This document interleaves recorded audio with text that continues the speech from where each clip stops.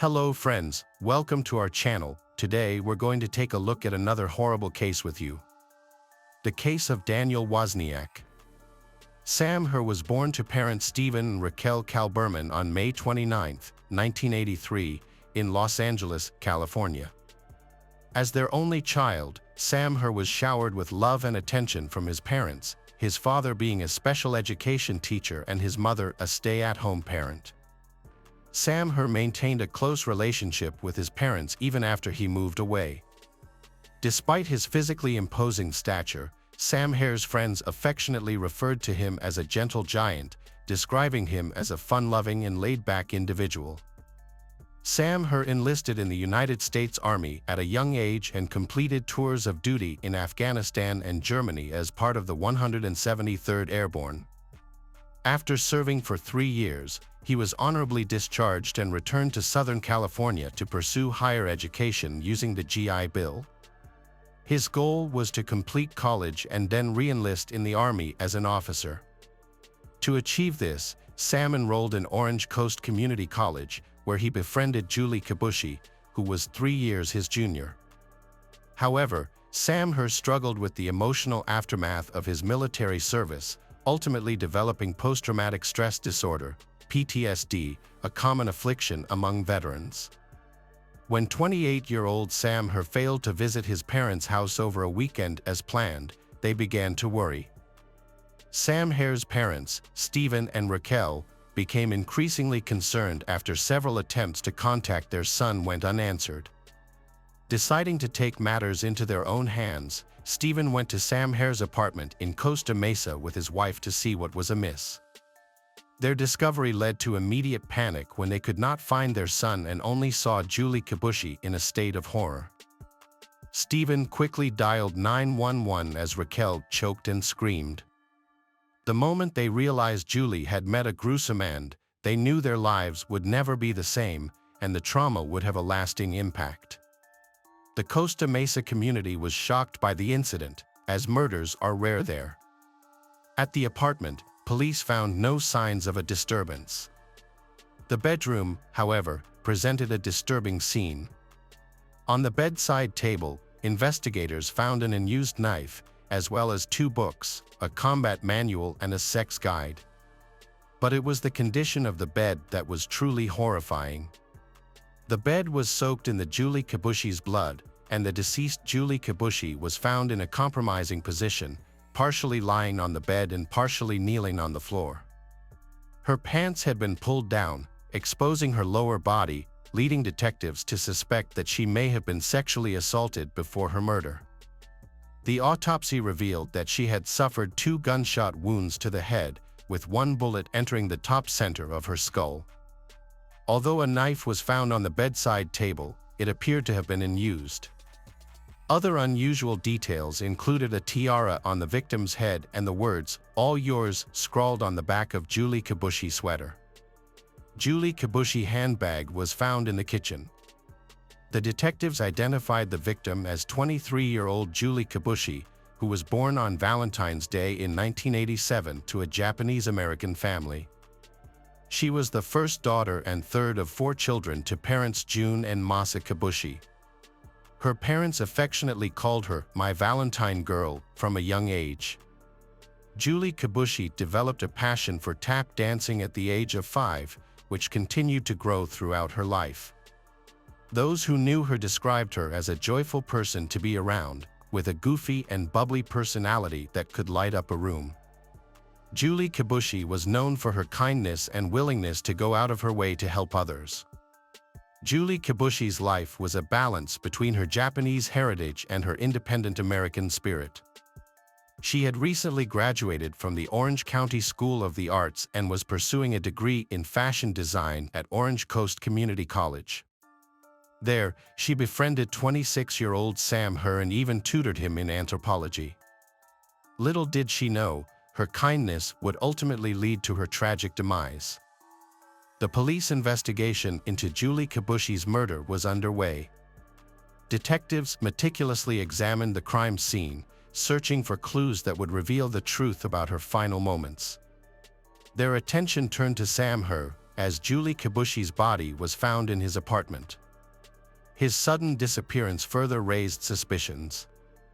With evidence pointing to Sam Herr's involvement, investigators decided to take a closer look at him. Detectives suspected that Sam Herr had committed the crime in a moment of passion and then fled. This theory was supported by the fact that Sam Herr was nowhere to be found after the murder of Julie Kibuishi in his apartment. The discovery of text messages from Sam Herr's number on Julie Kibuishi's phone further fueled their suspicions. Initially, the messages seemed innocuous, with Sam Herr sending Julie Kibuishi a text at 2:45 p.m. on May 21, 2010, telling her he would help a friend and then visit his parents. However, just 2 hours later, his messages took a drastic turn, as he frantically asked Julie Kibuishi to come to his apartment. However, investigators interpreted these messages as evidence of Sam Herr's guilt, arguing that he had planned for Julie Kibuishi to visit his apartment, which ultimately led to the murder. The disappearance of several key items from the apartment hinted at Sam Herr's possible flight. His passport and car were both missing, leading investigators to a straightforward conclusion: Sam Herr was on the run and likely the prime suspect in the crime. As the investigation continued, the Costa Mesa police tracked Sam Herr's cell phone and credit card activity to pinpoint his location. They discovered that his credit card had been used for 4 ATM withdrawals and a purchase at a pizza delivery place in Long Beach, California, just 20 miles from Sam's home. Police anticipated that Sam Herr would appear in the surveillance footage of the ATM. However, when the bank provided the footage, the police were shocked to see a teenager wearing a hoodie, not Sam Herr, withdrawing money from his account. Neither the police nor Sam Herr's parents could identify the mysterious boy. Investigators believed he was probably helping Sam Herr escape or hide. In either case, the Costa Mesa police were determined to find him. On May 26, 2010, they discovered that his credit card had been used for another pizza delivery, and they began tracing the delivery driver. Police went to an address provided by a tipster, expecting to catch Sam Herr, but instead found 17-year-old Wesley Freilich and his friends. Although initially suspected, authorities quickly cleared Wesley's name. However, they discovered that he possessed Sam Herr's credit card. Wesley told investigators a surprising story. He had been given the credit card by Daniel Wozniak, a local theater actor who had met Wesley through community theater. Daniel Wozniak claimed to be a bail bondsman and said he needed help collecting money from Sam Herr. Believing Wozniak's story, Wesley agreed to withdraw cash using the credit card, unaware of the true circumstances. A total of $1,900 was withdrawn from the account, sparking further investigation. The name Daniel Wozniak was familiar to investigators, who had previously found an invitation to his upcoming wedding in Sam Herr's apartment. This raised several questions. Who was Daniel Wozniak, and what was his connection to Sam Herr? Was he involved in helping Sam Herr escape, or was he a more sinister accomplice to the murder? These questions needed to be answered. To understand Daniel Wozniak's potential role, investigators looked into his background. Born on March 23, 1984, Daniel Wozniak was the youngest of 3 brothers. Due to his parents' demanding work schedules, he spent a significant amount of time with his grandparents after school. Daniel Wozniak grew up in a privileged household and was accustomed to luxury. Daniel Wozniak's journey to becoming an actor began in his early 20s. Despite struggling to hold down a job and often having to move to low-paying positions, his passion for acting and singing in musicals kept him going. It was during this time that he met his future wife, a fellow actress, and they eventually got married. However, their happiness was short-lived. On May 26, 2010, the day of Daniel Wozniak's bachelor party in Huntington Beach, California, police arrived with an arrest warrant. This unexpected turn of events linked Daniel Wozniak to the murder of Julie Kibuishi, as it turned out that Sam Herr, the suspected killer, lived in the same apartment complex as Daniel Wozniak. Authorities believe that Daniel Wozniak may have helped Sam Herr escape or hide, leading them to assume he was involved in the crime. Police arrested and questioned Daniel Wozniak. Initially, during interrogation, Daniel Wozniak claimed that his only wrongdoing was credit card fraud and that he had covered for his friend Sam Herr. He explained to investigators that he, Sam Herr, and Wesley had planned to withdraw all of his money from the bank and then report the credit cards as stolen. Daniel Wozniak claims he dropped Sam Herr off at a local mall. Detectives remained skeptical, however, believing that Daniel Wozniak was still protecting Sam Herr and had more to do with Julie Kibuishi's murder than he had let on. In an effort to uncover the truth, police asked Wozniak to provide a DNA sample, a request that made him nervous. Detectives noticed Daniel Wozniak's nervous behavior when questioned about his DNA being found at Sam Herr's apartment, despite his attempts to act nonchalant. As the pressure mounted, he began to alter his story repeatedly. Eventually, Daniel Wozniak cracked and admitted he knew about Julie Kibuishi's murder and had helped the perpetrator escape. However, when reminded that his DNA had been collected, he insisted it would not match any evidence found on Julie Kibuishi's body, clinging to the claim of his innocence. Just as detectives were expecting Daniel Wozniak to reveal more information, he abruptly ended the interview. The detectives, determined to uncover the truth, informed Daniel Wozniak that he would be arrested as an accessory to murder if he didn't provide a full account of his involvement. Daniel Wozniak, who was scheduled to get married in just 48 hours, was caught between revealing the truth and avoiding arrest, which would ruin his wedding plans. Under intense questioning, Daniel Wozniak's story began to unravel. Detectives sensed his weakness and accelerated the process by falsely claiming that DNA evidence linked him to Julie Kibuishi's body. They misled him, as DNA test results would not be available for weeks. Instead of disputing the claim, Daniel Wozniak surprisingly explained that his DNA would be on Julie Kibuishi's body because he was near her. This inconsistent response raised suspicions. As Daniel Wozniak's lies continued to crumble, he made a stunning revelation, which was particularly alarming to detectives because they had initially observed only one gunshot wound at the crime scene. It wasn't until the autopsy was performed that a second gunshot wound was discovered, casting further doubt on Daniel Wozniak's credibility. Daniel Wozniak's confession implicated him as an accomplice to the murder, allowing investigators to formally detain him. However, detectives still needed to locate Sam Herr, and Daniel Wozniak refused to cooperate. Despite being in custody, Daniel Wozniak made a phone call to his fiancée, Rachel Buffett. Unbeknownst to Daniel Wozniak, the conversation was being recorded, which would eventually ensnare him in his own deceit.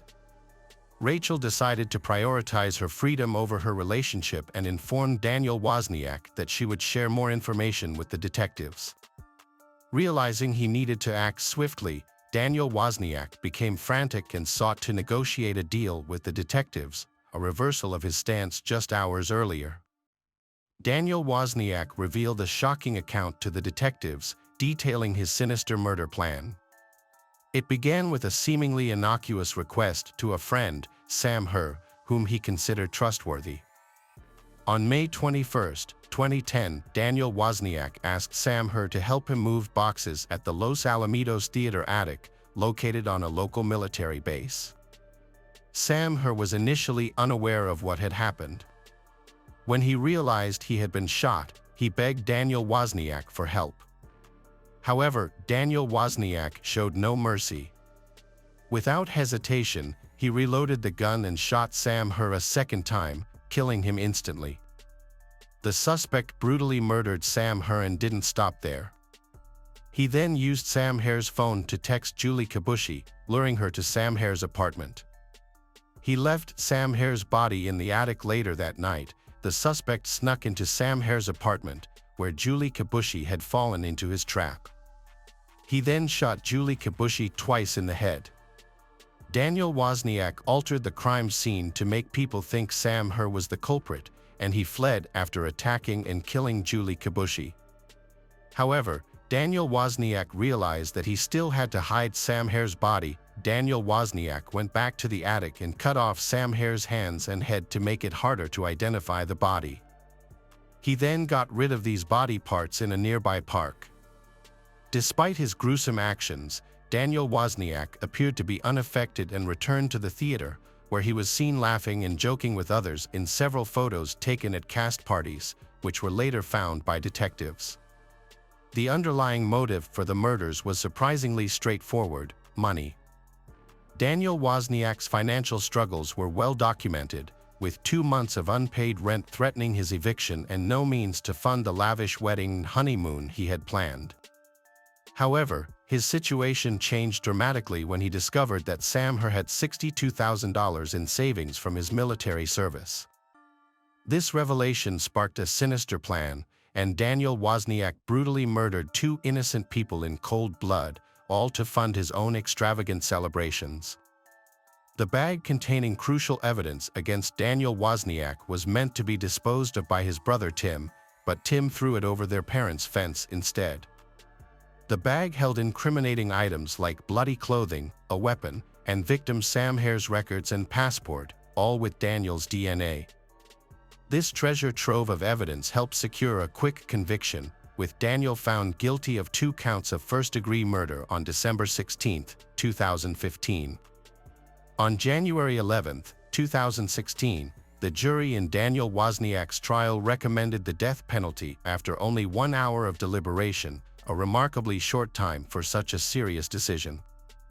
The judge later sentenced Daniel Wozniak to death on September 23, 2016. Years after the trial, detectives discovered that Rachel Buffett, Daniel Wozniak's former fiancée, had been aware of the murder plots and had misled investigators. Despite her denials, Rachel Buffett was arrested and charged with 3 felony counts of accessory after the fact for allegedly lying to the police on multiple occasions. On September 12, 2018, Rachel Buffett was found guilty of 2 serious charges, which carried a maximum sentence of 44 months in prison.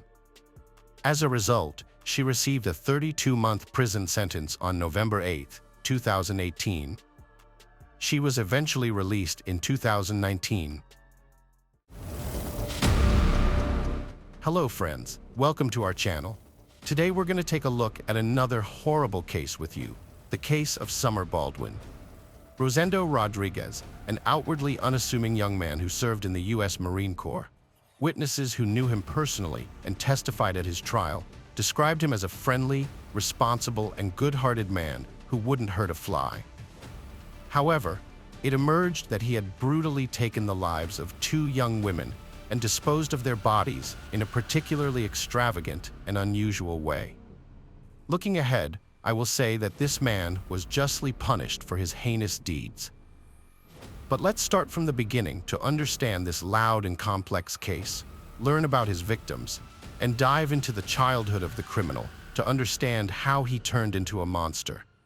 This chilling tale began on September 13, 2005, on the outskirts of Lubbock, Texas. A city utility worker performing routine duties at a local landfill noticed an unusual object amid the typical array of colorful trash: a large black suitcase that seemed oddly intact and bulky. Curiosity piqued. He opened the suitcase, hoping perhaps to find something valuable. To his horror, the first thing he saw upon unzipping it was a woman's manicured hand.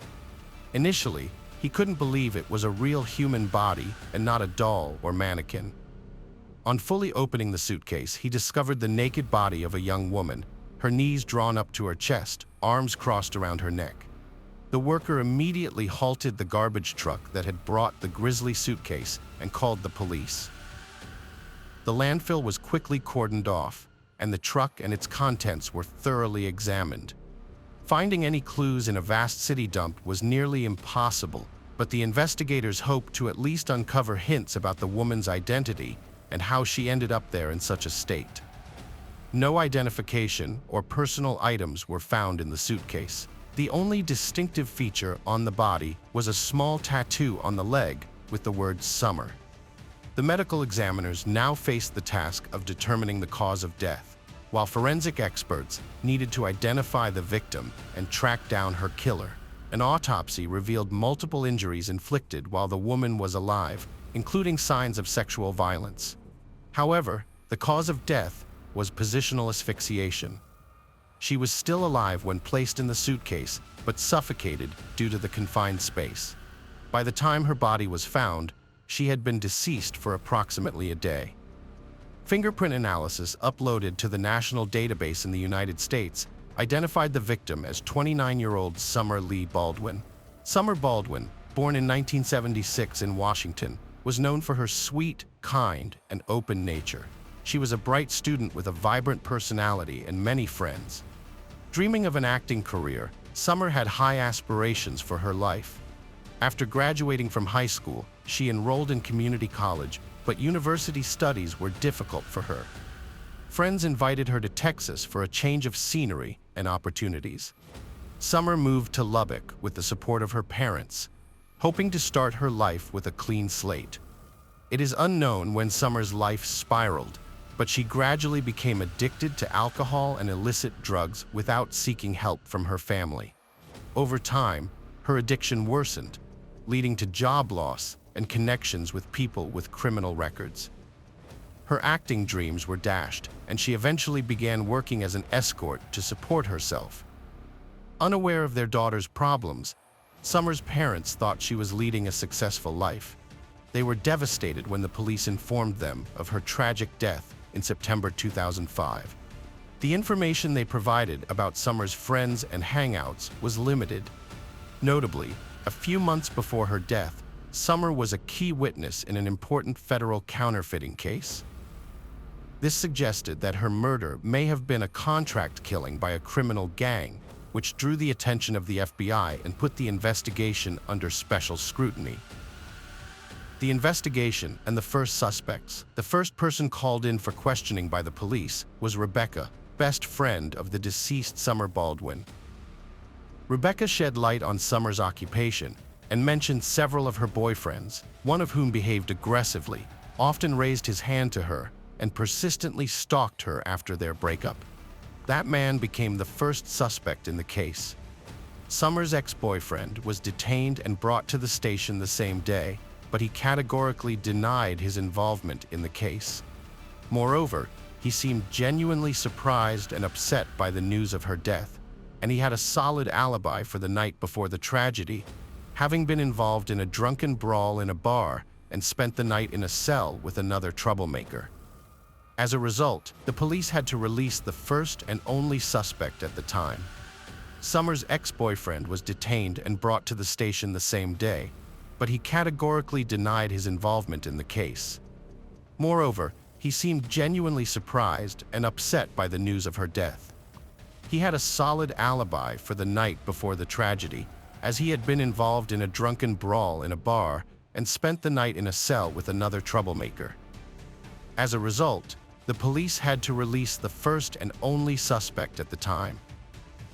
Another friend and colleague of the deceased provided the investigation with much more important information. According to a woman named Marjorie, she saw Summer the evening before the murder, and they even exchanged a few words. They met on September 11th in the parking lot of a convenience store. Marjorie recounted that a red van pulled up to the store, from which a young, fit man of Latino appearance got out and went inside, presumably to shop. In the meantime, Summer, seeing her friend, came out from the passenger side to greet her. She told Marjorie that he was her client, with whom she had been meeting for the second time in recent days. After the man came out of the store, he got behind the wheel, and Summer hurried back into the van. Marjorie then went about her business and didn't see which direction the van drove off. Nor did she know where the couple planned to have their rendezvous. She added that she had never seen the man before and assumed he was not a local. The only description she could provide was that he had very short hair like a military man, due to the darkness outside and her inability to see him clearly. The suitcase, which became a young woman's coffin, appeared quite odd. Externally, it was smeared with garbage and waste, yet it wasn't worn out and its wheels looked new. Inside, all tags were in perfect condition, and the lining seemed as if the item was brand new. Moreover, even the plastic attachment for the price tag was intact, suggesting that the person who bought the suitcase hadn't removed it. It was established that suitcases of this brand were sold in dozens of stores throughout the city, but this particular large model was available only in 2 stores. Thanks to the perfectly preserved barcode, it was discovered that a pair of identical suitcases were sold the day before the grim discovery at a Walmart store in the same area of the city where the girl was last seen alive. The first purchase was made in the afternoon and the second around 2 in the morning, which was quite strange and suspicious. Police officers immediately went there and requested the store's surveillance camera footage. Upon reviewing the material, they found that the first suitcase was bought by an elderly couple. These people were not initially suspicious, but they were located and they could present the suitcase and explained that they bought it for a vacation trip. The second suitcase, however, was bought by a young man of Latino appearance, athletic build, and with very short hair like a military man's. Suspicions arose that this was the person mentioned by the witness who saw him in the company of the deceased girl in the parking lot of the supermarket. Moreover, the man also bought a pair of disposable gloves at the checkout. Further information was provided by the external surveillance cameras installed in the store's parking lot. They showed the man exiting with the suitcase in hand and loading it into a red van. Too many coincidences led the police to believe they had found their man, and all that remained was to establish his identity, locate, and bring him in for questioning. The man was extremely cautious, using cash instead of a card to avoid leaving any personal data. However, he didn't account for the surveillance cameras in the parking lot, which captured his vehicle's license plate number perfectly. The police quickly identified the vehicle as a rental in the name of Rosendo Rodriguez, a U.S. Marine Corps reservist. Rodriguez had no criminal record and had not previously come to the attention of the police. He was confined with his unit for a few days for training. Finding Rodriguez immediately was challenging, as he wasn't at the hotel where his unit stayed. However, police had his details and discovered he had withdrawn a large sum of cash from an ATM at another hotel, likely the money used to pay for the suitcase and gloves. Rodriguez had not stayed at the hotel where he had used the ATM. Instead, someone named Thomas Rodriguez, matching Rodriguez's description, had checked in on September 11th. It turned out to be the same person, using a different name for unknown reasons. This was fortunate for the investigation. The hotel room rented by Rodriguez, which he had already checked out of, had not been cleaned yet, yielding crucial evidence. There were brown stains and splatters on the carpet, bed, and walls that resembled dried blood. A tag from a new suitcase was found near the bed, and the trash contained used contraceptives and disposable gloves. Forensic analysis confirmed the dried blood in the room belonged to Summer, and DNA on the contraceptives and gloves matched both Summer and Rodriguez. There was no doubt they had found the murderer, but by then, Rodriguez had already left the city. However, with all the necessary information, tracking him down was straightforward. Reports suggest Rosendo Rodriguez experienced violence and harsh treatment in his early childhood. His father, described as domineering and aggressive, struggled with alcoholism and frequently abused his wife and children. During his childhood, Rodriguez also displayed aggression, often getting into fights at school. However, as he grew older, he learned to control his anger. Rodriguez was arrested on September 15th at his home in San Antonio. When the police arrived, he was calm and seemingly unaware of the gravity of the situation. During the search, a striped shirt and shorts were found, matching the outfit he wore when purchasing the suitcase, caught on surveillance footage. Additionally, his laptop and mobile phone were seized. For the first few weeks, Rodriguez remained silent and denied involvement in Summer Baldwin's murder. However, the evidence against him was overwhelming, so, following his attorney's advice, he started giving statements with his version of events, which differed significantly from the scenario built by the forensic experts.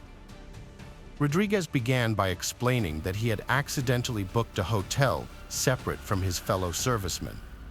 He knew only the name of the hotel chain they were supposed to stay at, chose a hotel randomly, and only after checking in did he realize the rest were at a different location. He chose not to relocate, as the military leadership indicated it wasn't necessary.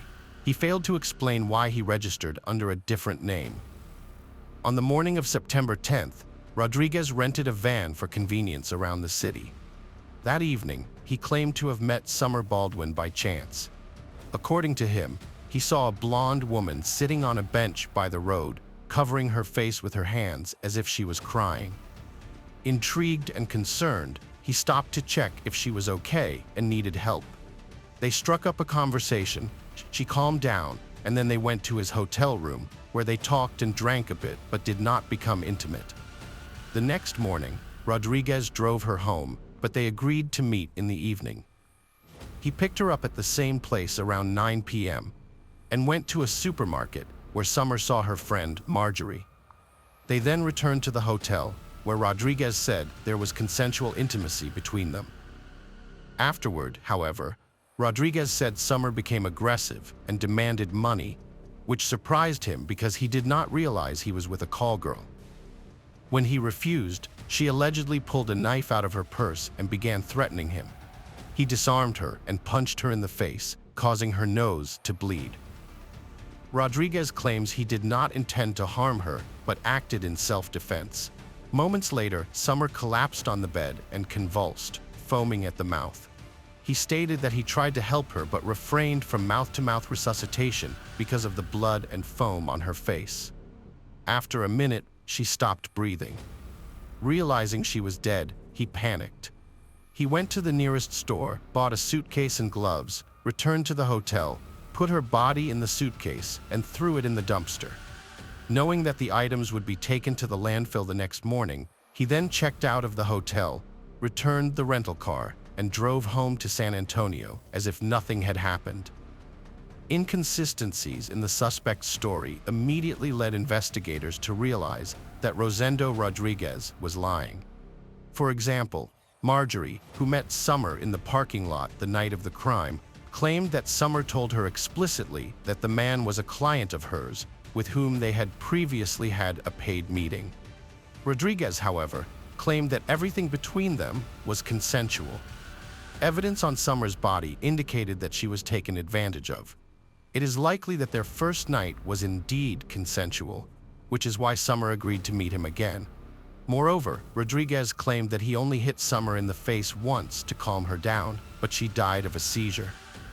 However, an autopsy found about 30 fresh bruises on Baldwin's head and body on the night of the crime, as well as several stab wounds.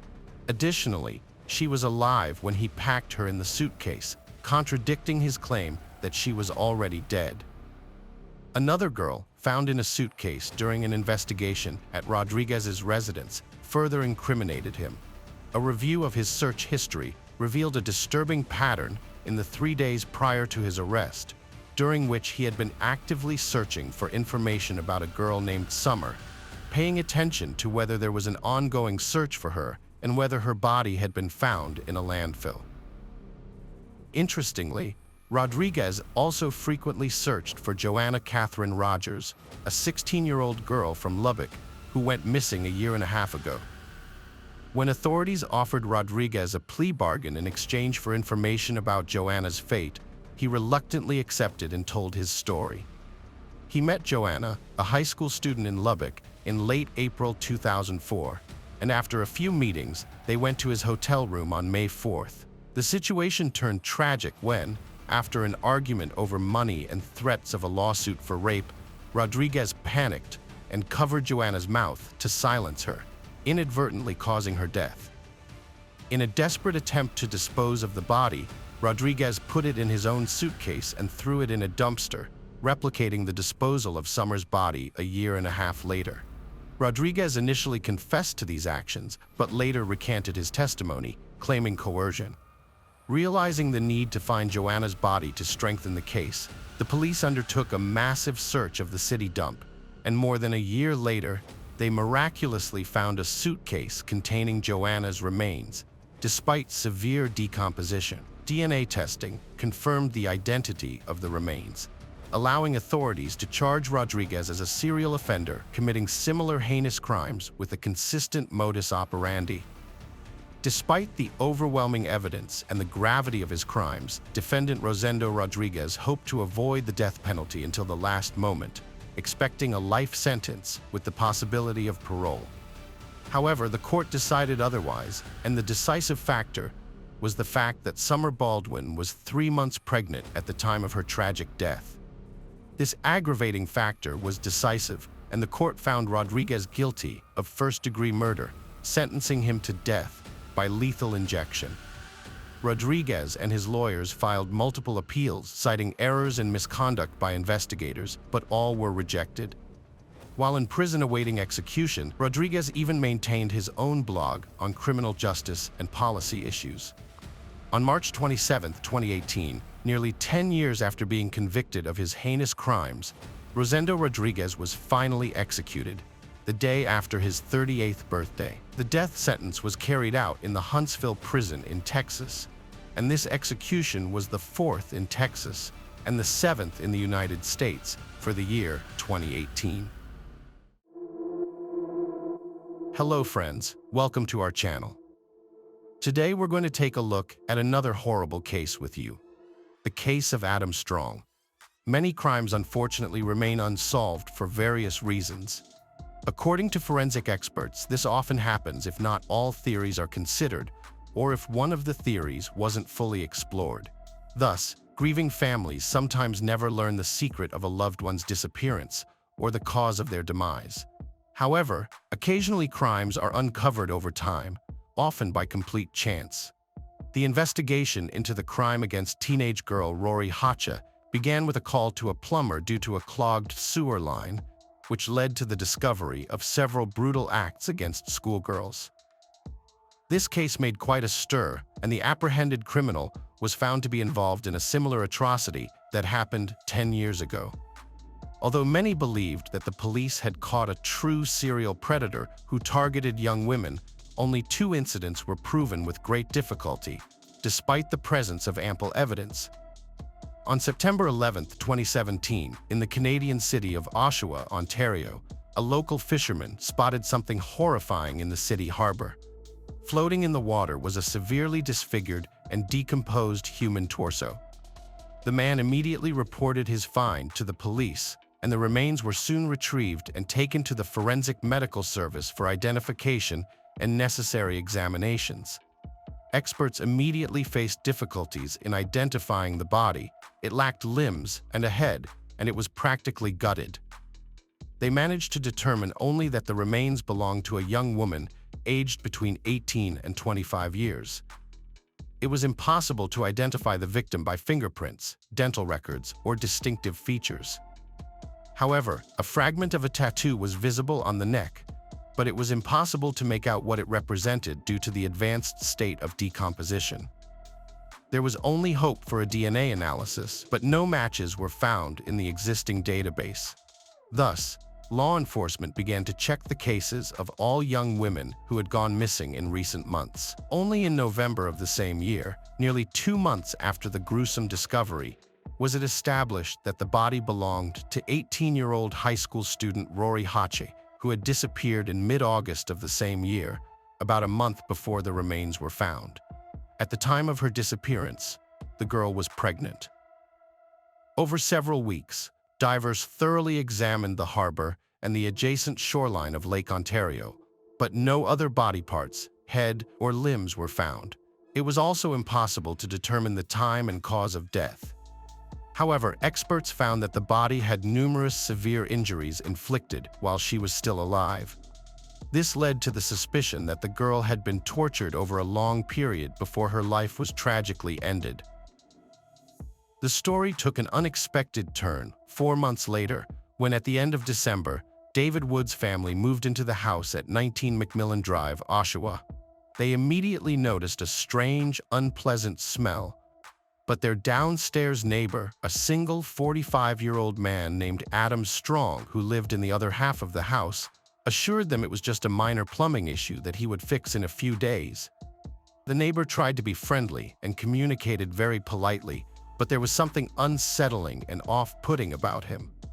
When David's wife brought him some homemade cookies as a welcome gesture, he didn't let her even step inside his apartment. Instead, he just stepped out into the hallway, closing his door behind him. She managed to notice that his living space was in terrible disorder, and the smell inside was simply foul. Adam took the cookies, thanked the new neighbor, and hurried off.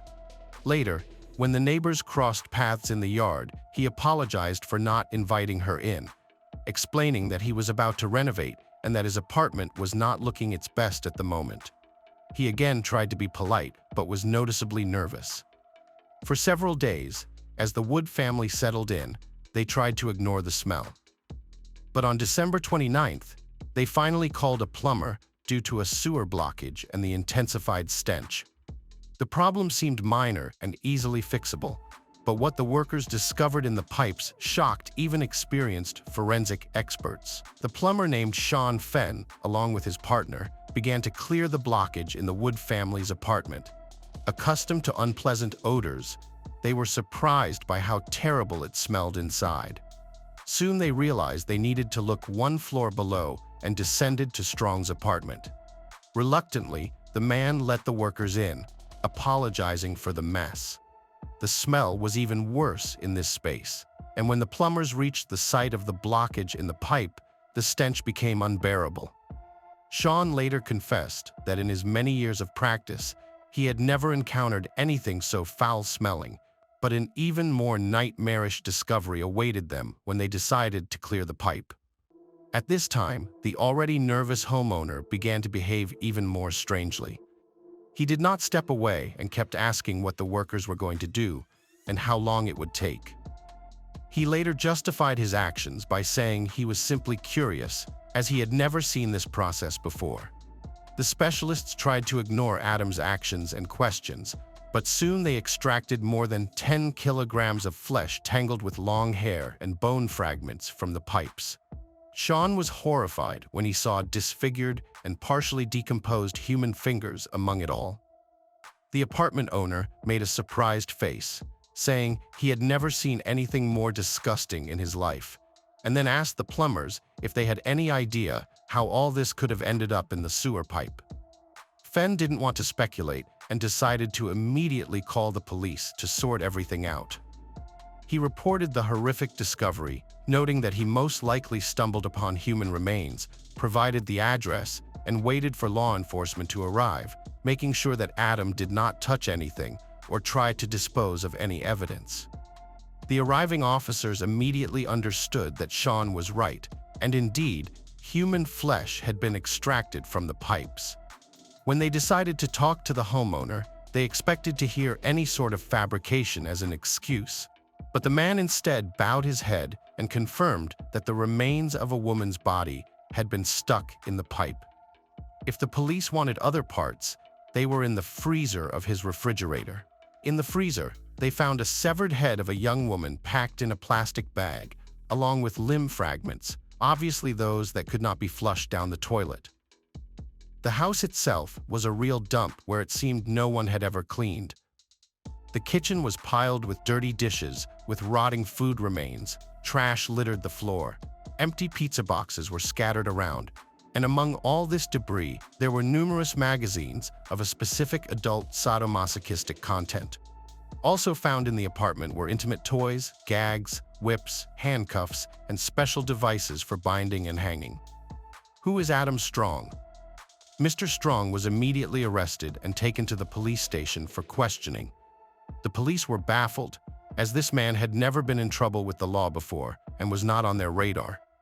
There was nothing on him. He had been living at 19 McMillan Drive in Oshawa for over 10 years, since early 2007, and none of his previous neighbors had ever complained about him. Adam Strong was born in 1972 in the small town of Cornwall, located in Stormont County, Ontario. There is very little information about his family and early years. He was single and had no children. He worked as a station operator at a local gas station and as a security guard on a film set. Those who knew him personally described him as a quirky and eccentric person who thought he was smarter than others. He loved to argue and prove his point until others agreed, but overall, he was not known to be confrontational. Upon reviewing the content of Adam's personal pages on social networks, law enforcement concluded that he was seriously interested in BDSM practices. He did not hide his inclinations and openly talked about it, posting related photos and videos. He never had a constant companion, but some of his former partners claimed that Strong was a true sadist and subjected them to intimate tortures, which ultimately led to their separation. Another peculiar hobby of his was writing reviews and feedback on adult films and magazines. Clearly, watching such materials was how Adam spent all his free time. Outwardly, he did not appear to be a criminal. He behaved calmly and composedly. Strong's residence was cordoned off and guarded as a crime scene. An initial superficial inspection suggested that a lot of work was ahead, and new findings could shock as much as the head found in the refrigerator. Notably, matching the evidence found, law enforcement immediately speculated that the discovered head, limbs, and flesh from the pipes could belong to Rory Hashi, whose torso was pulled from a water body 4 months earlier. This speculation was supported by a tattoo on the neck, and DNA analysis dispelled any last doubts. Blood-stained clothing and shoes of a young woman were found hidden in various rooms among piles of trash in Adam's house. Blood traces were also found on the bed in the bedroom, which turned out to belong to the missing schoolgirl. In addition, her blood splatters were on the walls, furniture, and even on the ceiling in the room. The kitchen was equipped with an actual dissection table on which the suspect likely dismembered and gutted the girl. Blood traces, skin particles, hairs, and bone fragments were everywhere, creating a horrifying sight that provoked nausea in those who inspected it. The bathroom was also in completely unsanitary conditions. Dirt, blood, and signs of brutal acts were everywhere. The toilet was dismantled and lying in a corner amidst trash. Clearly, Strong had tried to dispose of the body by flushing it down the sewer in parts, and when he realized there was a blockage, he attempted to fix it himself, but failed. Moreover, a large variety of sharp weapons was found in the house, which were likely used by Adam to dismember the girl's body. Some knives were still smeared with her blood. Semen traces of the apartment owner were also found on the body fragments retrieved from the refrigerator. Who was Rory Hash? Let's delve into who the victim was, how she ended up in the home of her perpetrator, and what happened to her. Rory Hash was born on July 9, 1999 in Oshawa, and was the only child of a woman named Shannon Dion. Her father left before she was born and took no part in her life. Rory grew up in a rather unique family. Her maternal grandfather was once the founder and leader of a motorcycle club called Satan's Choice and was also known as a talented boxer with strong connections to the criminal underworld. Rory's uncle was a member of the Hells Angels Bike Club, led a daring lifestyle, and had his own legal troubles. Despite having such relatives, Rory's childhood could be described as peaceful and carefree. Her mother and grandmother did everything to provide for her, surrounding her with love and care. Rory was a good student, excelled in dance, and even won awards at competitions. People described her as a very intelligent, sensible, and open-hearted child. At the age of 13, Rory received an award as the Best Cadet of the Year in her local Army unit. However, at 15, she began to spiral. A friend introduced her to drugs, and she quickly became dependent. She began spending more time with dubious company, neglected her studies, and soon stopped attending school altogether. For about a year, her family tried to help her overcome her dependency by placing her in various clinics, but she relapsed each time, and the cycle would start over. At 17, she ran away from home and began to provide intimate services for money to afford illicit substances. It was then that Shannon sought help from a specialized service for teens with dependencies, which managed to send Rory to mandatory treatment. The efforts were not in vain, and Rory eventually returned to a normal life. She found work as a salesperson in a local shop and studied remotely to pass her exams and obtain a high school diploma, with hopes of attending college in the future. Moreover, Rory began a serious relationship with a boy named Anthony, and in the spring of 2017, they decided to move in together. In June 2017, she informed her mother that she was pregnant and planned to keep the baby. Rory was nearly 18 and mature enough, so her mother supported her decision. However, Shannon was unaware that her daughter had resumed using illicit substances. In mid-August, Rory met with local constable Christopher Crane at a shopping center. Crane had been monitoring her situation for the last 18 months, ensuring she wasn't falling back into bad company. That day, Rory confessed to him that she had relapsed into drug use and had lost her job a month earlier, agreeing to intimate exchanges for money or a fix. Crane was deeply concerned by her confession. He promised to help and asked her to wait a few minutes while he stepped away to urgently call a service to arrange Rory's hospitalization. However, when he returned, Rory had vanished, and the constable was unable to find her. The next day, Rory's mother and uncle brought her to the hospital after finding her incoherent from substance use. For some reason, the relatives did not stay with her but left her in the emergency room queue and stepped out for about an hour. Upon their return, they found that she had disappeared and she was never seen alive again. Surveillance footage showed that she simply got up, walked to the exit, and left the hospital. Her family filed a missing person report the following day, but despite extensive searches and the rapid spread on social media, no trace of her was found.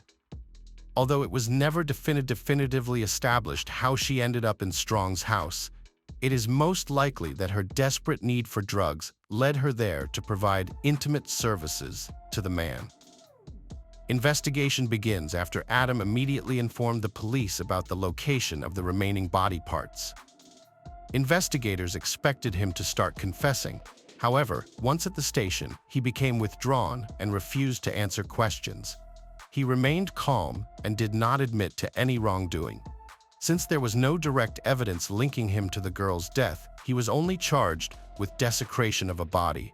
Despite his lawyer's efforts, the detainee was denied bail and remained in jail pending trial. The investigators didn't know how to approach him effectively and tried to provoke an emotional response to make him reveal himself during questioning. However, Strong was not easily manipulated and carefully avoided questions about how Hash ended up in his house and what he did to her. Meanwhile, he willingly talked about his love for bladed weapons and his extensive collection of knives. Searches continued in Adam's house, and in one room, hidden in a closet, a dirty hunting knife was found with dried skin fragments that appeared human. DNA testing revealed that the samples from the knife did not match Rory's, but belonged to another individual. Identifying the person took several months, but by July 2017, it was clear that the traces on the weapon were from a young woman named Candace Fitzpatrick, who had disappeared about 10 years earlier. Candace Fitzpatrick had much in common with Rory Hash. This teenager also struggled with substance dependence and legal issues, grew up in a troubled family, often ran away from home, and would disappear for months at a time, living with acquaintances and sustaining herself by exchanging her body for sustenance and illicit substances. She was born in 1989 and was 18 at the time of her disappearance. Her family did not immediately notice her disappearance and only reported her missing almost 2 years later, by which time it was too late to find any leads. Additionally, her lifestyle and social circle led many to assume she could have ended up anywhere.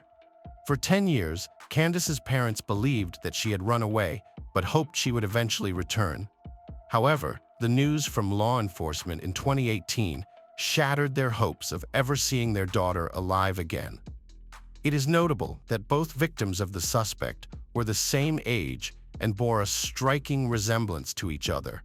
They looked almost like sisters. This led to the belief that the police had apprehended a serial predator, and while Candace and Rory were not his only victims, only the remains of the latter were found. When questioned about the second woman, Strong unexpectedly decided to bargain. He acknowledged his serious predicament and expressed a willingness to cooperate, but only in exchange for more comfortable living conditions. He demanded a private cell, a large TV, internet access, and even specified a menu of his preferred meals. The law enforcement officials were outraged by his audacity, but conceded to gain the information. Adam started his story by recounting his difficult childhood, detailing how he had been abused by his stepfather from the age of 5, and how he had started torturing and ending the lives of animals from the age of 7, finding physical pleasure in these acts. He also discussed his intimate preferences and lamented his inability to find a woman who shared his interests in this area. When the conversation turned to Rory, he described in detail and with apparent pleasure how he had dismembered her, expressing regret that his plumbing had failed him. However, the police were unable to secure a confession regarding her demise. Strong insisted that the woman had died from an overdose, and he had merely disposed of the body. When Strong was first asked about Candace, he was quite surprised, given that it had been 10 years. He tried to find out how the police had learned about her. Upon hearing about the pieces of flesh stuck to an old knife, he became somber and regretted not taking better precautions to ensure his own safety. He confirmed that he had met the woman, but claimed he had not ended her life. Nonetheless, the evidence found did not support his claims. In an attempt to evoke some semblance of sympathy or remorse, the police informed him that Rory was pregnant at the time of her death. However, Adam vehemently denied this. A detective noted that the pregnancy was in its early stages, so it might not have been visibly noticeable. But the criminal insisted he would have noticed. At this moment, the investigators realized that Strong would argue endlessly to prove his point, so they decided to provoke him into revealing more than he intended. They insisted that the victim was expecting, and he attempted to prove otherwise, claiming he had personally examined her and even held her reproductive organs in his hands, and there was nothing there. Caught up in his narrative and deeply recalling the process, he began to describe the details and his sensations, mentioning how the flesh was soft and warm, and at one point, he even spoke of feeling a pulsation. This led law enforcement to believe that the woman might have still been alive at that moment. Later, Adam tried to deny everything, but his statements had been recorded on camera and were presented in court. He did not disclose what he had done with Candace's body, and her remains were never found. Detectives also failed to learn about any other possible victims. During one of the last interrogations, Adam indifferently stated, "I don't know if it matters, but I would like my condolences to be passed on to the girl's parents." The defendant's lawyers insisted that their client was mentally ill, unable to be held responsible for his actions, and in need of medical care. The court faced the question of whether he was sane and could be held accountable, or if he truly belonged in a psychiatric facility rather than a prison. However, a psychiatric evaluation determined that despite certain disorders, the man was aware of his actions and thus could be held legally accountable. The trial of Adam Strong began in September 2020, 3 years after the death of Rory and 12 years after Candace disappeared. He was charged with 2 counts of ending lives as well as desecration of Rory's remains. Although he never admitted his guilt, the evidence found in his home and his confessions during interrogations left no doubt about his involvement in these heinous acts. 4 of Adam's former partners also testified, describing his cruelty and propensity for violence. According to the prosecution, the defendant lured both women to his home, promising them money for intimate services. Given his specific preferences and the evidence found on Rory's body, he immobilized his victim, tormented her for a long period, and likely ended her life during the ordeal, fearing that she would report him to the police. On September 4th, a signal from his mobile phone was detected near the city harbor, where he discarded the torso of the victim, hoping it would be carried away by the current. In April 2021, Adam Strong was found guilty of ending the lives of Candace Fitzpatrick and Rory Hash, as well as desecration of the latter's remains. He was sentenced to life imprisonment without the possibility of parole.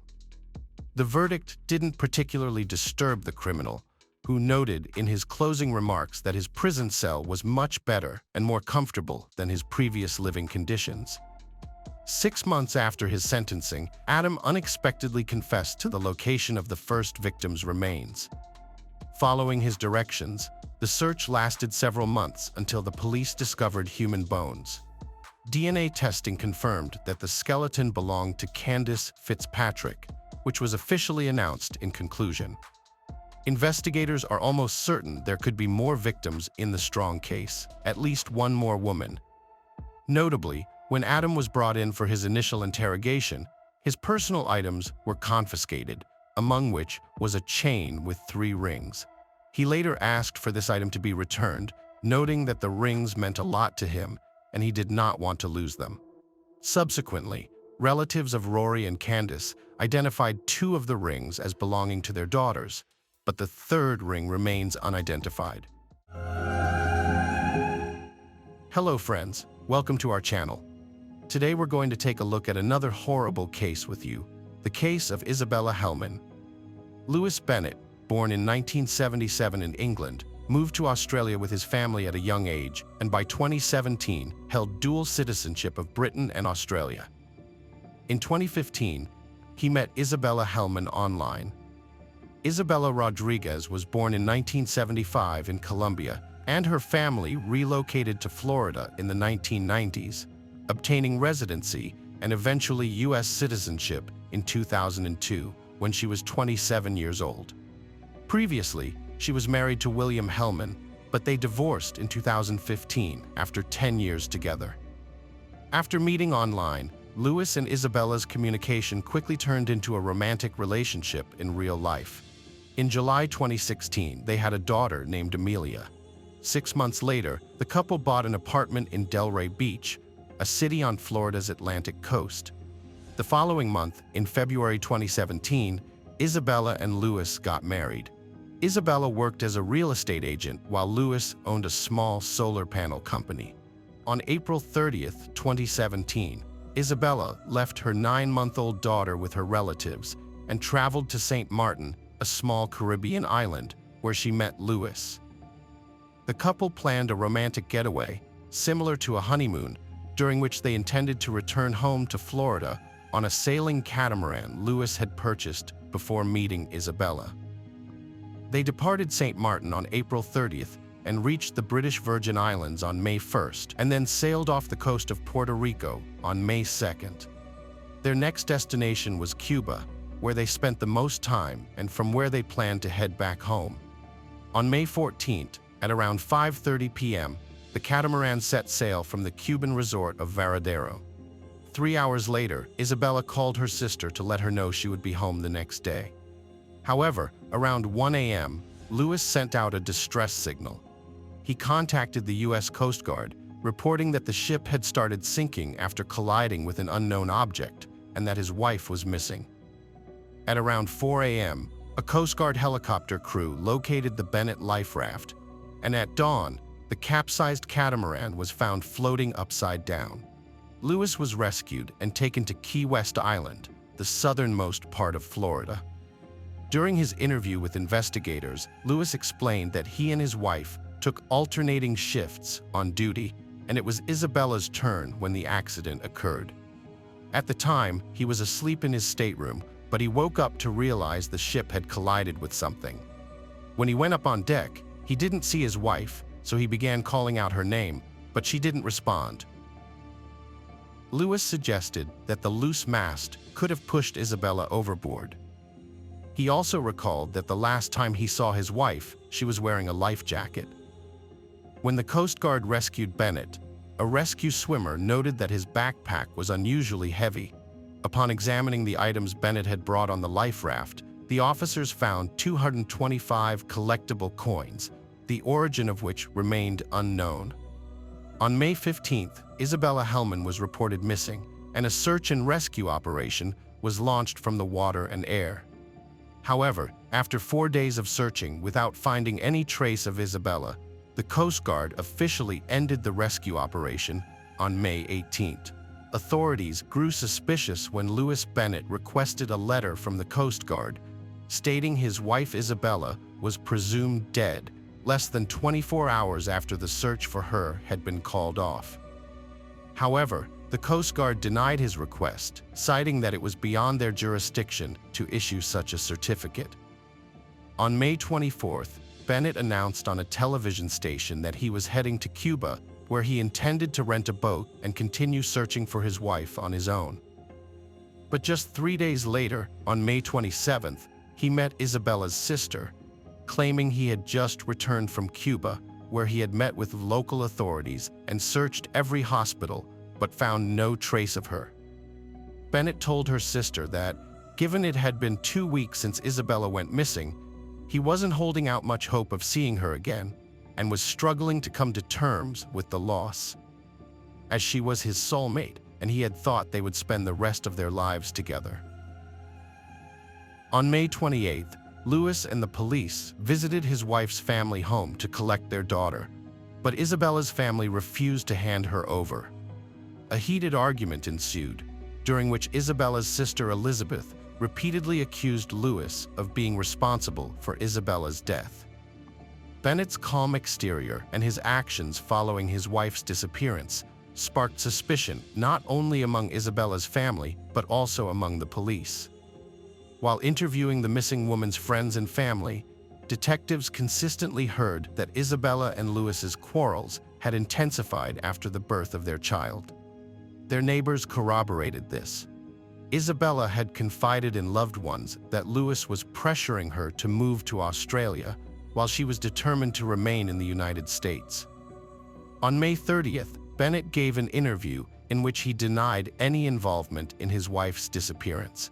According to him, he and Isabella had planned a bright future together, but now he was alone, and their daughter would grow up motherless. In parallel with the investigation into Isabella Hellman's disappearance, police launched a probe into the origin of the gold and silver coins found among Lewis Bennett's belongings. Their inquiry revealed that Bennett had previously worked as first mate on a yacht, where the captain had a stash of 617 collectible silver and gold coins worth around $100,000. While the yacht was docked in the Caribbean with no one on board, the coins were stolen, but the thief was never caught. However, once the FBI began tracing the coins' origin, the yacht's captain identified the coins found on Bennett as part of the stolen haul. With this new information, the FBI obtained a search warrant for Bennett's apartment, where they initially found 225 coins among his belongings when he was rescued. On June 16, 2017, a further search of the apartment uncovered 162 gold coins hidden in a closet. By then, Bennett had fled to England with his daughter, where his parents lived, possibly due to financial constraints. However, he was forced to return to the U.S., partly because he still owned a $125,000 apartment and other personal items, and was also eligible for insurance payments for a lost catamaran. On August 28, 2017, Lewis Bennett was arrested in Florida and charged with stealing coins, to which he pleaded not guilty. 2 days later, a federal judge set his bail at $250,000, an amount he was unable to pay, so he remained in custody awaiting trial. While in custody, Bennett attempted to have his missing wife, Isabella, declared dead, which would have granted him access to their joint property and her bank accounts. However, the judge denied his request twice, citing the ongoing investigation into her disappearance. In November 2017, Bennett pleaded guilty to both stealing the coins and knowingly transporting them into the United States.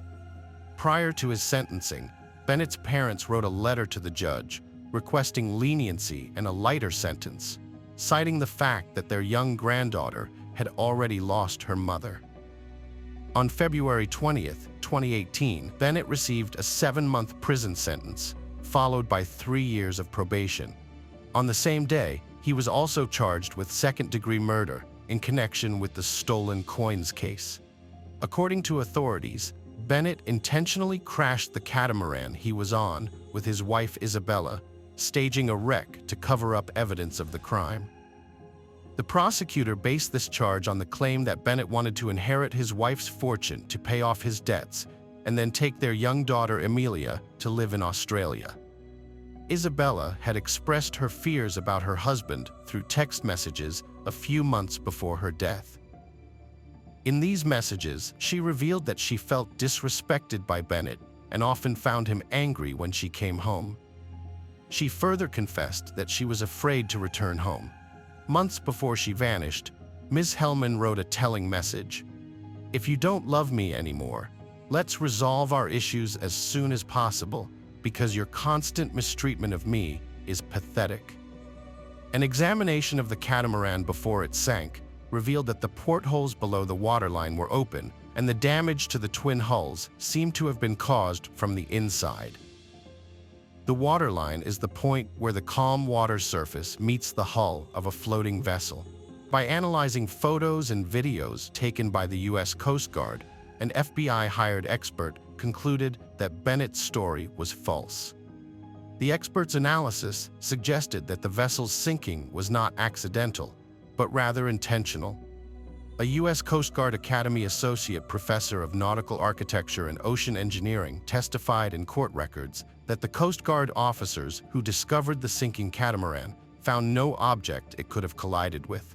Divers inspecting the vessel were hesitant to enter due to the risk of collapse.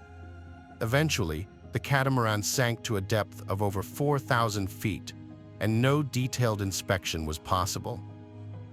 2 years after Isabella Hellman vanished, a judge officially declared her dead. The ruling confirmed what many had suspected from the moment she was reported missing at sea. In a series of court orders, Palm Beach County Circuit Judge Scott Suskauer stated that Isabella Hellman is legally presumed to have died on May 14, 2017. Despite extensive searches, her body has not been found, and she has made no contact with her family. Based on the available evidence, the judge concluded that Isabella Hellman is deceased. In January 2019, U.S. District Judge Federico Moreno postponed Bennett's sentencing, initially set for February, to May 28. The judge wanted to allow Isabella Hellman's family to visit her 3-year-old daughter Emilia before making a decision. In November 2019, Bennett agreed to a plea deal, which reduced the second-degree murder charge to manslaughter. This plea deal limited his maximum sentence to 8 years in prison, down from a potential life sentence. Isabella's family found the deal unusual, but acknowledged that authorities had involved them in the decision-making process. According to a document filed with the court, Bennett claimed he didn't recall whether he was searching for or calling out to his wife when he realized she was missing. He neither fired flares nor searched for her on the catamaran or in the water. Instead, Bennett loaded essential items onto a life raft, attempted to stage a collision to flood the catamaran, and abandoned the vessel. The prosecutor's office stated that Bennett waited 45 minutes after stopping to realize his wife was nowhere to be found before calling for help.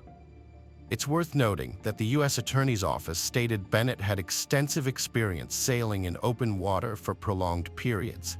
Specifically, he was trained in emergency procedures and had successfully navigated from St. Martin to Australia in the past. Despite this knowledge, he failed to utilize his skills. Notably, he did not insist that Isabella wear a life jacket, harness, or personal locator during their trip. Bennett acknowledged his responsibility in the accident, specifically handing over control of the catamaran to his inexperienced wife, which ultimately led to her falling overboard and drowning.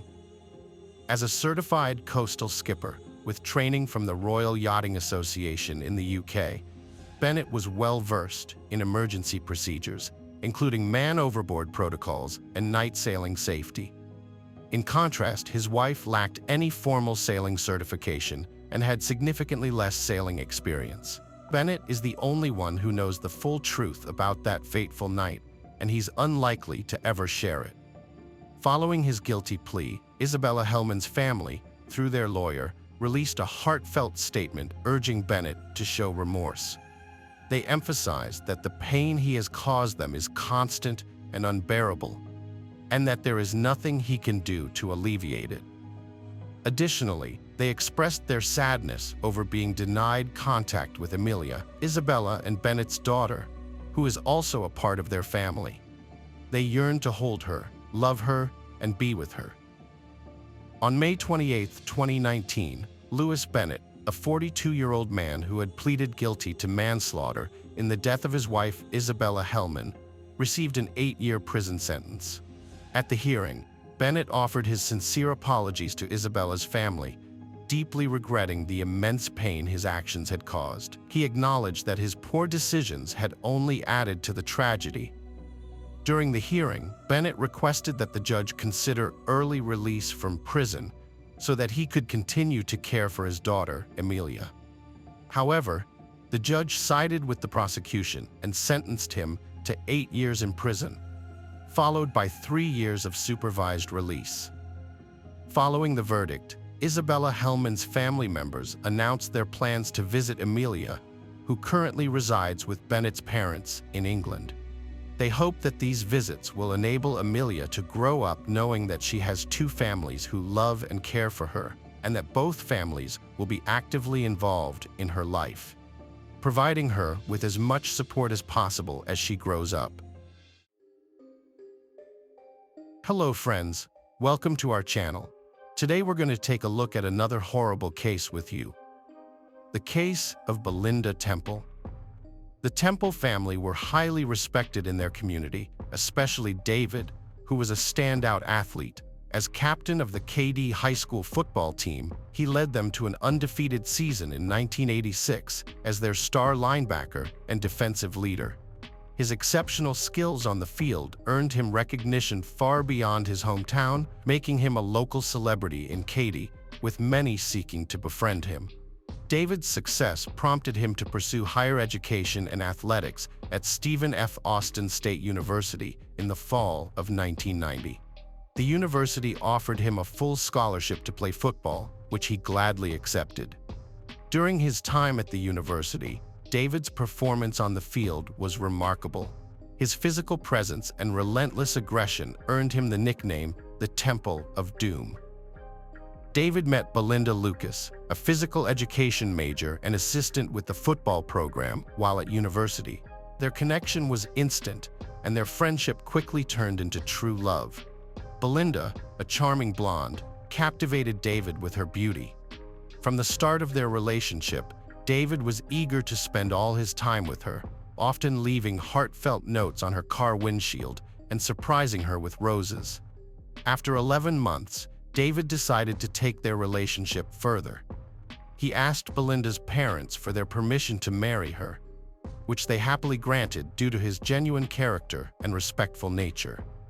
David planned a romantic proposal, taking Belinda to the football field. As they walked to the 50-yard line, the atmosphere was filled with anticipation.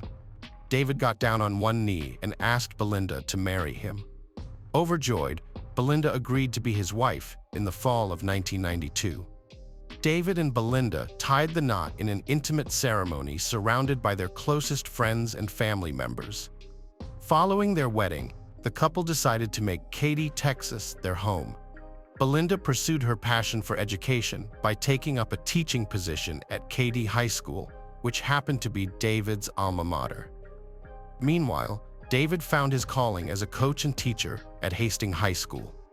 As the years passed, David and Belinda's desire to start a family grew stronger.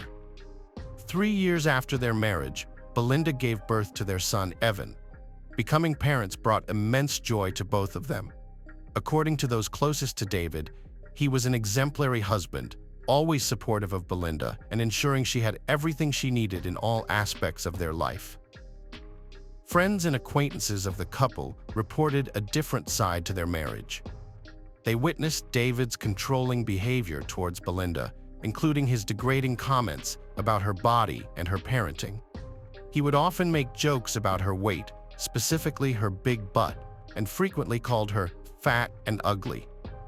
He also insulted her family, referring to them as crazy white trash.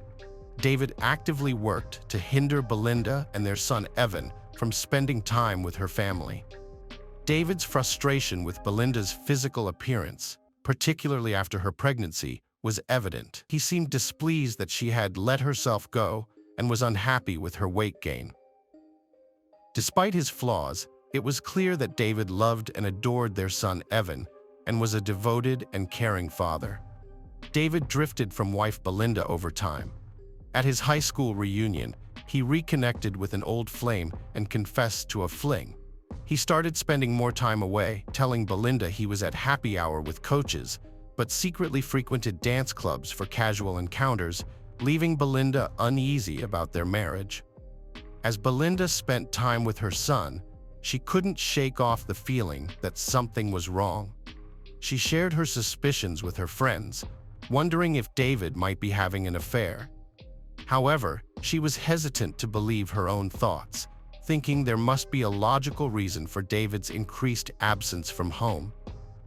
When Belinda went through their credit card statements, she grew concerned as she noticed numerous charges from upscale nightclubs, making her question David's activities. Confronting him about these outings, he gave weak excuses, which Belinda reluctantly accepted. After this incident, David told Belinda he no longer wanted to share a credit card account with her and opened his own instead. This development further fueled Belinda's concerns, leaving her feeling disconnected from her husband. By the summer of 1998, Belinda and David's relationship was strained, and they frequently argued. They would often go long periods without speaking to each other, adding more stress to their relationship. One evening, Belinda decided to confront David about their issues. She asked him if he still loved her, but he gave a vague response, saying he wasn't sure. However, by the next morning, everything had changed. David had a change of heart and told Belinda he did love her. Belinda was overjoyed when she heard his words. By January 1999, David and Belinda's relationship appeared to have improved. Belinda was overjoyed to discover she was pregnant with their second child, a baby girl, and this news filled them with excitement. At 8 months pregnant, Belinda received a call on January 11, 1999, from Evan's daycare center, saying he had a fever and needed to be picked up at lunchtime. Belinda drove to the center, collected Evan, and took him home. Their son was 4 years old at the time. David arrived home about 30 minutes later, and Belinda had to leave for a meeting she couldn't miss. Belinda returned home from her meeting at around 3:45 p.m., clearly exhausted. David decided to take Evan out to give Belinda a break. They left the house at 4 p.m. and drove to a nearby park. However, they didn't stay there for long, and David decided to drive to a larger park several miles away. On his way home, David stopped at Brookshire Brothers to buy a drink for his son and some cat food. However, by the time he got to the store, it was already after 4:30 p.m., so he decided not to take Evan to the larger park. Instead, he headed back home. While driving home, David decided to make a quick stop at Home Depot to buy brackets for the baby's nursery shelving. The store's CCTV cameras captured David and his son entering the store. David arrived home with Evan at 5:30 p.m. As he approached the back door, he noticed it was partially open and there was glass everywhere. This immediately raised his suspicions, and he suspected that the house had been robbed. Thinking quickly, David picked up his son and ran to the neighbor's house, banging on their front door and shouting to let him in. The neighbor, hearing the commotion, quickly ran to the front door. David handed his son over to the neighbor and asked him to call 911 urgently, explaining that it looked like his house had been burglarized. Worried about his pregnant wife, David left his son with the neighbor and rushed back to his home. As he rushed inside, he shouted Belinda's name, his voice filled with concern. He ran up the stairs to the master bedroom, where he found Belinda lying in the closet, covered in blood.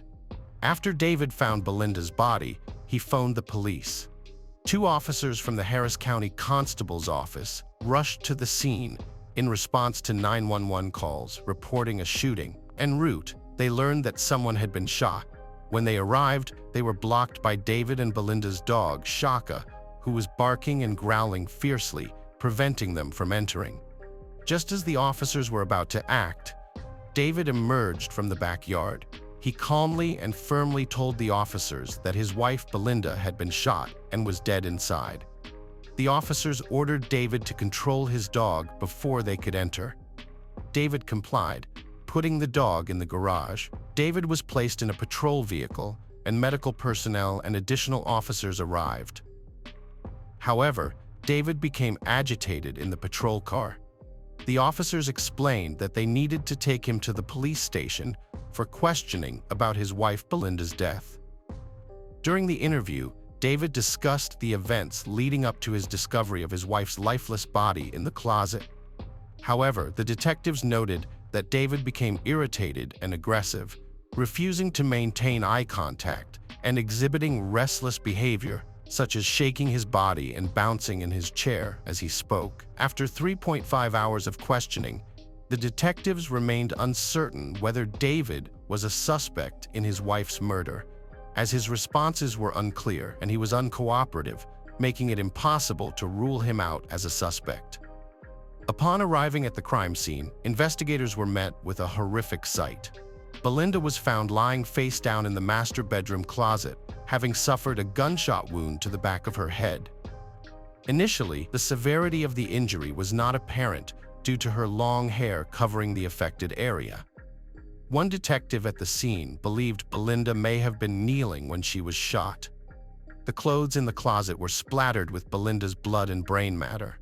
Belinda was found fully clothed in jeans and a sweater, with her shoes, watch, bracelet, necklace, and rings still on. An autopsy was performed on her body on January 12, 1999, revealing that she had been fatally shot by a 12-gauge shotgun, which fractured her skull. The medical examiner concluded that Belinda's death occurred on January 11th, although the exact time of death could not be pinpointed due to the body's advanced state of lividity by the time it was removed from the crime scene. Additionally, the autopsy revealed that Belinda's unborn daughter would have also died as a result of the gunshot wound to her head, although the death would not have been instantaneous. An investigation of David and Belinda's home uncovered evidence that the shooter had entered through the back patio door, which had a broken panel of glass. However, the pattern of the broken glass suggested that the window was broken while the door was already open, raising suspicions about the circumstances of the break-in. The investigators' analysis led them to conclude that if the back door had been closed when the glass was broken, they would have expected the glass fragments to be scattered closer to the couch. However, the fact that the glass fragments were found in the living room suggests an alternative scenario. It raises questions about the intruder's intentions. Why would they break the glass of an already unlocked and open door when drawers were pulled out and some items were turned over in the home if their goal was to gain entry?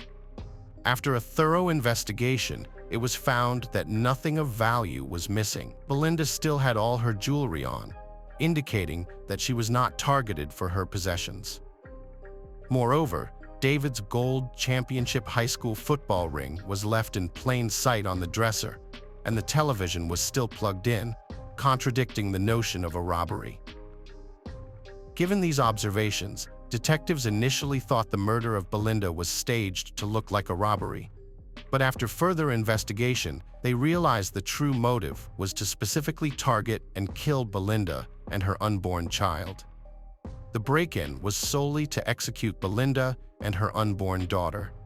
Detectives checked David's alibi and reviewed security footage from Brookshire and Home Depot, which confirmed he was at both places when Belinda was likely killed.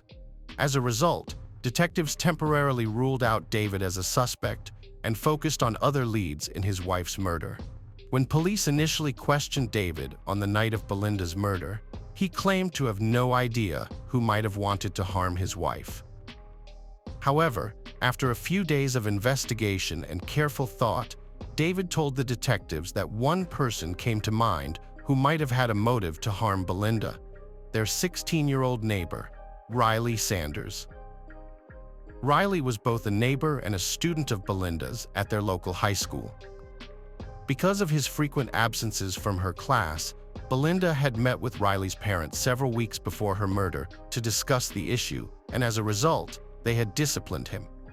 Moreover, Belinda had also confronted Riley's parents after he left beer cans in her backyard.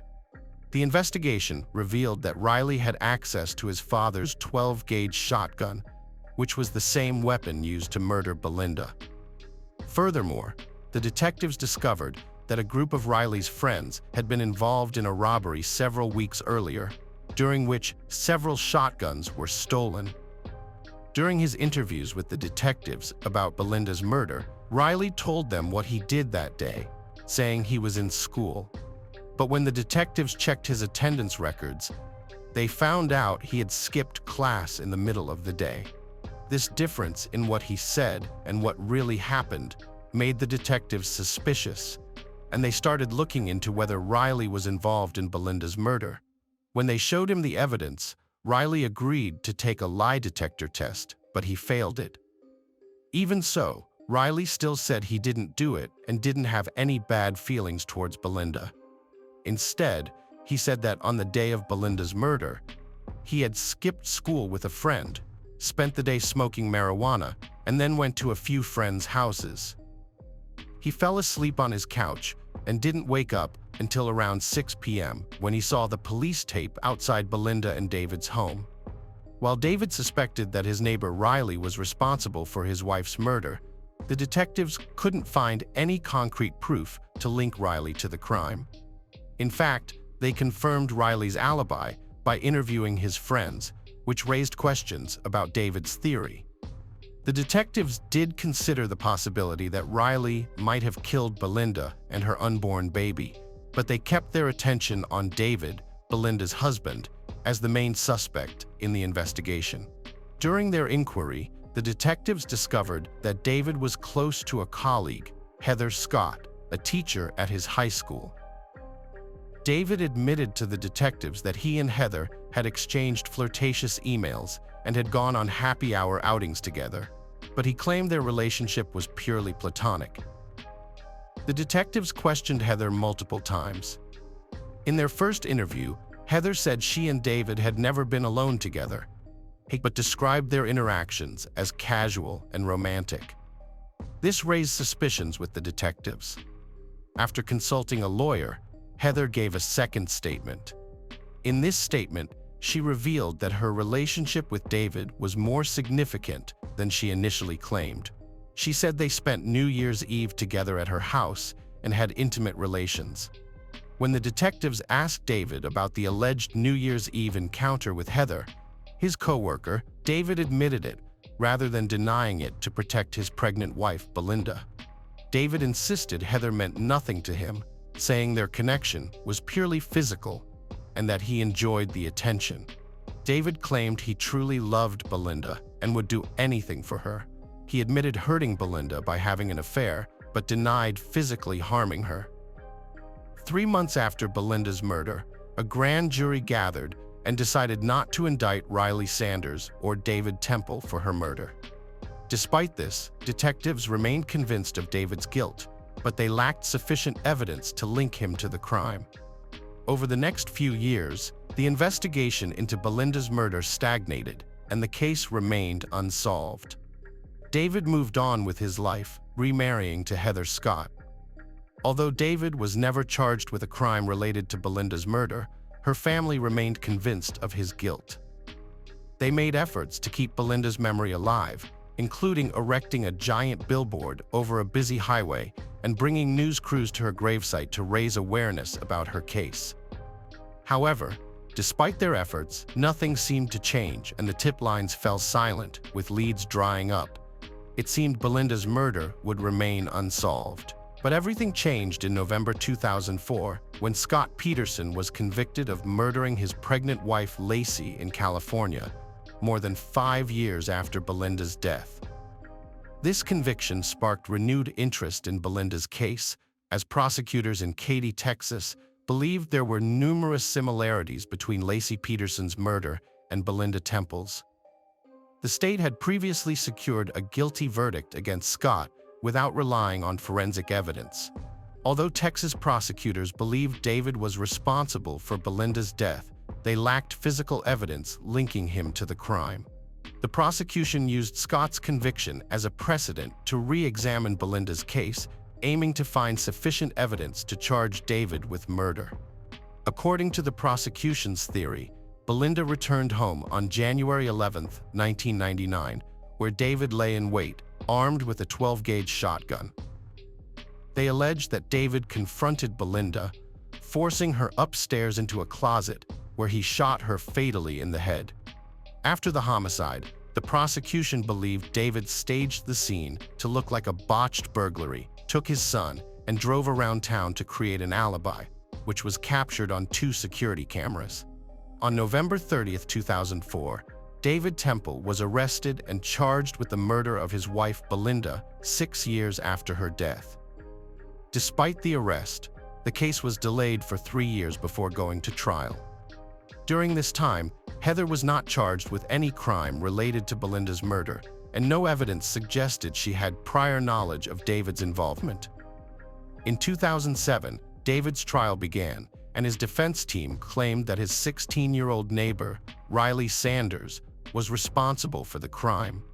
However, the jury found David guilty after just 8 hours of deliberation and sentenced him to life in prison. But in 2016, the conviction was overturned due to the prosecution's failure to disclose crucial evidence. This led to a new trial in 2019, where David was again found guilty of murdering Belinda. Although the jury delivered a guilty verdict, the judge declared a mistrial because the jury could not agree on a sentence. The resentencing hearing was delayed, but it finally took place in 2023. After a few hours of deliberation, the jury found David guilty and sentenced him to life in prison. In 2008, he began a relationship with a gay man and had also confided in some close friends about him. A native of Warsaw brutally killed Varka Rani just a few months into their marriage. The news sent shockwaves through both Jasvir's and Varka's families. Jasvir's family struggled to come to terms with their son's sexuality, while Varka's family was consumed by grief. The evidence against Jasvir was overwhelming, and he was subsequently taken into custody and brought to trial at Wolverhampton Crown Court. Although Jasvir initially attempted to denial and deceive to avoid punishment, he was eventually sentenced to life imprisonment after a grueling 3-month trial. Furthermore, he would be ineligible for parole for at least 20 years. Hello friends, welcome to our channel. Today we're going to take a look at another horrible case with you, the case of Jamie Melgar. Sandra Melgar often lies in her small prison cell, reflecting on the unexpected turns her life has taken. She never thought she'd become a widow and a suspect in her husband's murder.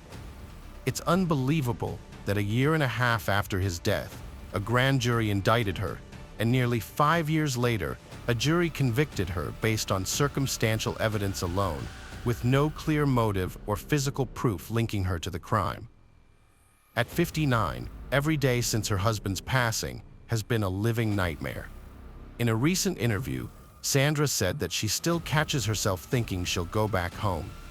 Her blue eyes were red and puffy as tears streamed down her pale cheeks. She mentioned wanting to tell him things, forgetting he's gone. It doesn't feel like he's really gone.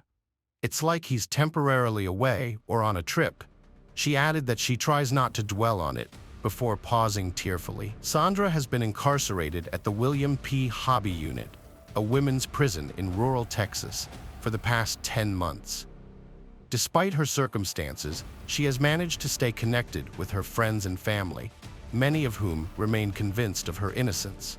She regularly talks to her daughter, Elizabeth Liz Melgar Rose, although the noisy prison atmosphere and her soft voice often make their conversations difficult. Sandra also keeps in touch with her friends through letters, and they update her on her Pomeranian, Lola, who was present at her house on the night of the incident. Most weekends, Liz's mother, Sandra, gets to spend a couple of hours with a rotating group of friends and family, thanks to the efforts of one of her closest friends who coordinates these weekly visits. Liz acts as her mother's strongest advocate, taking it upon herself to speak on her behalf and passionately discussing what she sees as a grave injustice that has taken a devastating toll on her mother's life, depriving her of both her husband and her own freedom. Sandra is haunted by the memories of the fateful night of December 23, 2012, when her husband met his tragic end. Her inability to recall the events of that night has sparked suspicions among investigators who find it suspicious. Despite this, Sandra remains resolute in her assertion that she did not commit the crime. As Sandra lies in her prison cell, her thoughts often wander back to the evening she and Jamie had celebrated their 32nd wedding anniversary on December 23, 2012. That night, Sandra Melgar was jolted awake by the incessant barking of their dogs, her vision blurred as she struggled to orient herself in the dimly lit room. Her body ached and her head throbbed as she lay on the closet floor, her hands and feet bound behind her back, her undergarments soiled. Sandra, at 5 feet 4 inches tall, attempted to stretch out her legs and roll over to look through a gap under her closet door. However, her bindings and the 2 hip replacements she had undergone restricted her movement. Even if she could manage to free herself, a chair had been placed in front of the door to block her access, with the door handle inaccessible from the outside. Inside the bedroom closet, Sandra's husband of 32 years, Jamie Melgar, lay dead, with 31 stab wounds on his hands and chest. The previously white walls of the closet were now stained with blood, and a gray telephone cord had been used to bind his feet together. A medical examiner's report confirmed that Jamie's injuries were all defensive wounds, indicating that he had fought back against his attacker rather than trying to escape. A particularly vicious blow had almost severed his right thumb, which likely caused the extensive blood spatter found in the closet and bedroom. The bedroom was in disarray, with dresser drawers open and contents scattered everywhere. Clothes, books, and pill bottles littered the floor. Sandra's black purse and red wallet had been rummaged through, and their contents were spread out on the blood-stained white comforter. A small white medic stool at the foot of the bed had bloodstains on it, suggesting it had been used as a makeshift surface for the attacker's knife. The back of a nearby wooden chair was also stained with blood. In the jacuzzi bathtub, where Sandra and Jamie had celebrated their 32nd wedding anniversary the night before, several items bore witness to the tragic events. These included a white blouse, a green towel, and a silver chef knife with a 6-inch blade, all stained with blood droplets. The police later identified this knife as the murder weapon, which had been used just hours before the horrific events unfolded. Sandra and Jamie had been celebrating their 32 years of marriage with a romantic dinner at their favorite Mexican restaurant.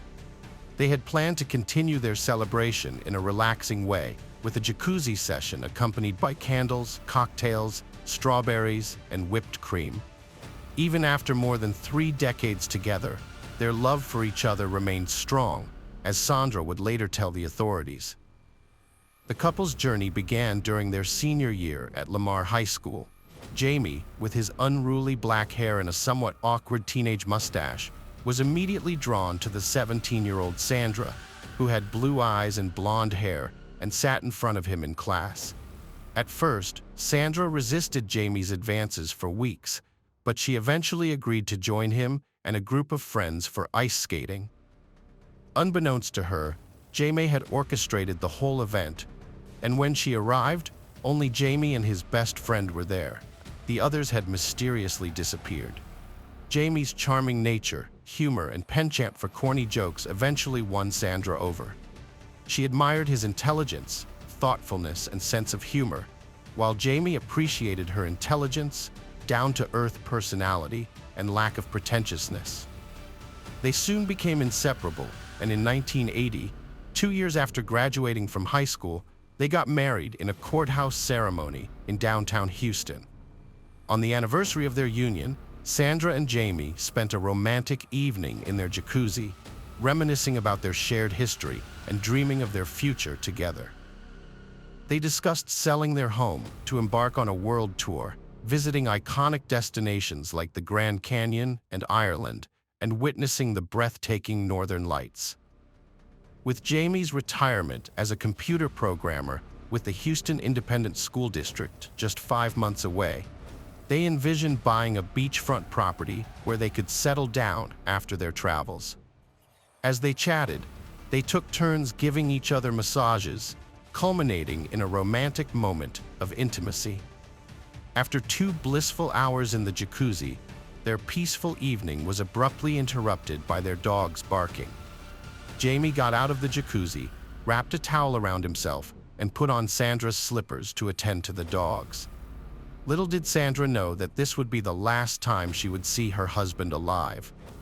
When Sandra woke up approximately 15 hours later, she was horrified to find herself bound and gagged in her closet, her hands and feet tied, her body sore, and her undergarments soiled. Jamie was nowhere to be found, and the frantic barking of their dogs was now accompanied by unfamiliar voices inside her home. Sandra screamed out in desperation. Herman Melgar stood outside his brother Jaime's house, confused, just after 4:30 p.m.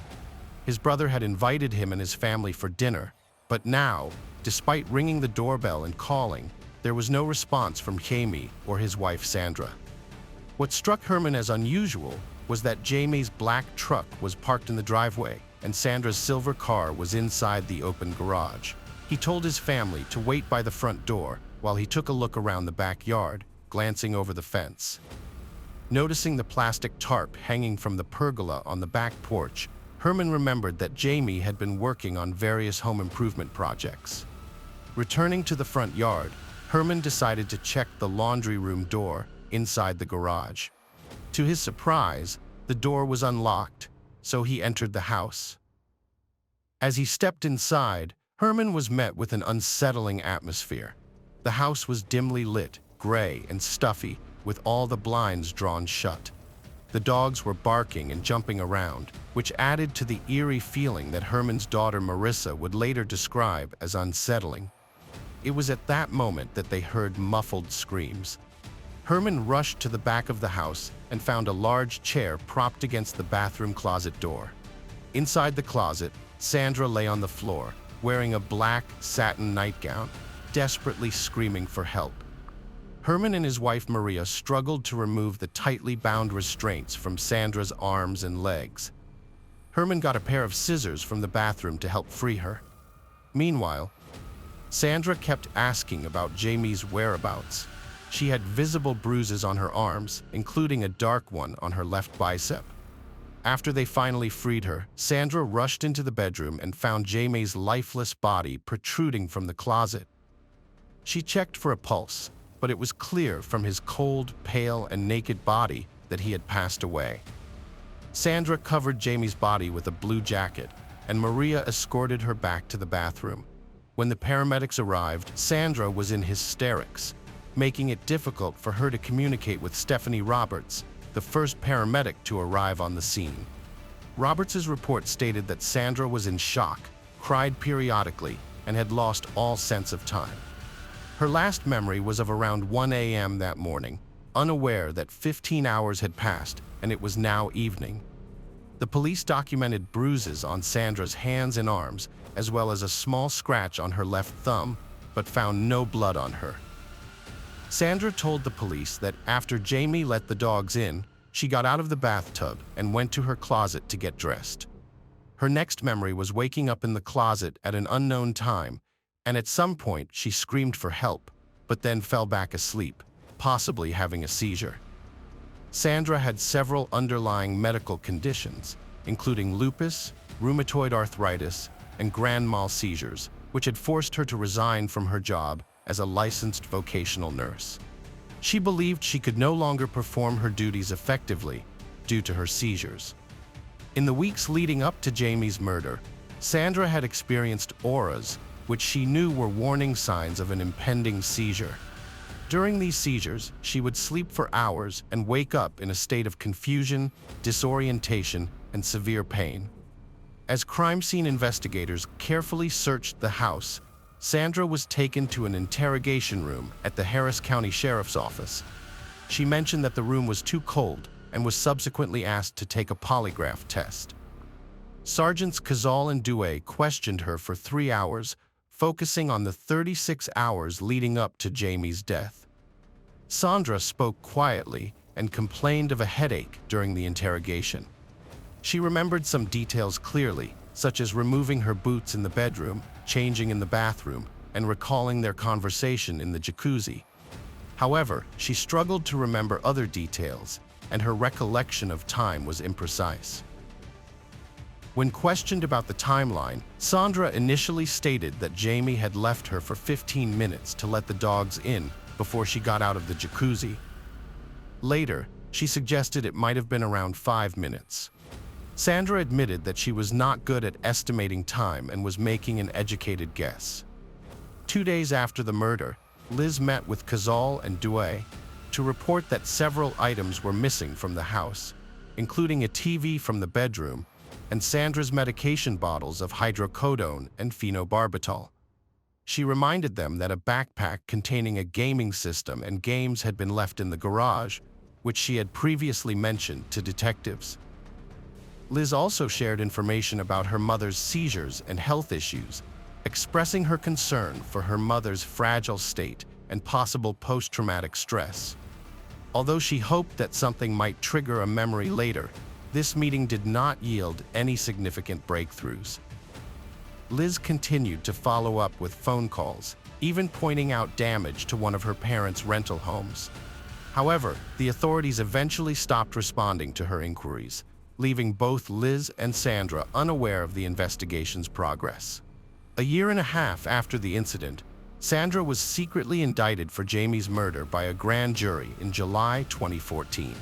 Because of state law, grand jury proceedings are confidential, keeping the public unaware of the discussions and evidence presented during the process.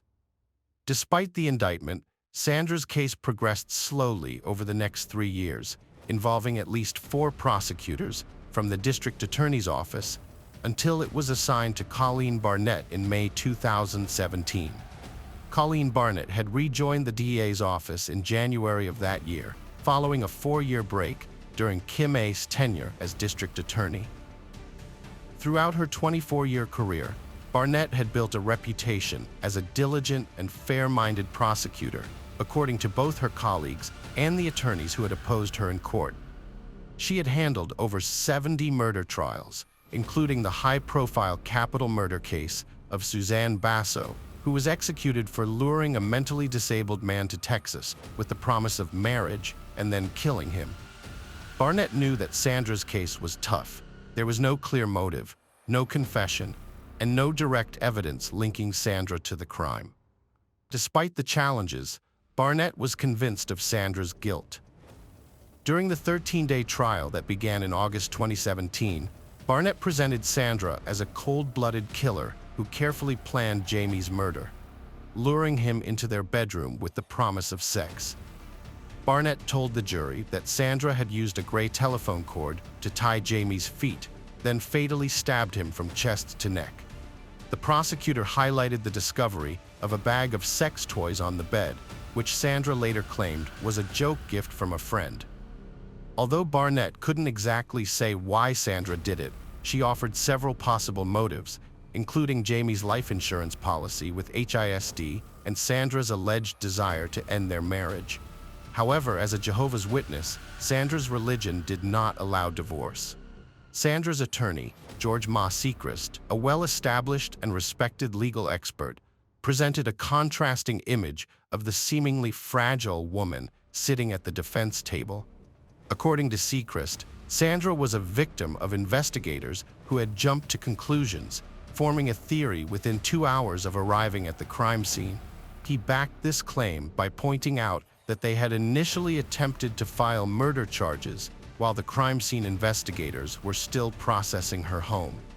Sechrist emphasized the lack of physical evidence linking Sandra to the crime, highlighting the fact that her blood was not found at the scene and that she had no cuts on her hands. He offered an alternative explanation. Sandra had been the victim of a home invasion, during which she suffered a head injury and was bound in her closet while the intruders killed her husband.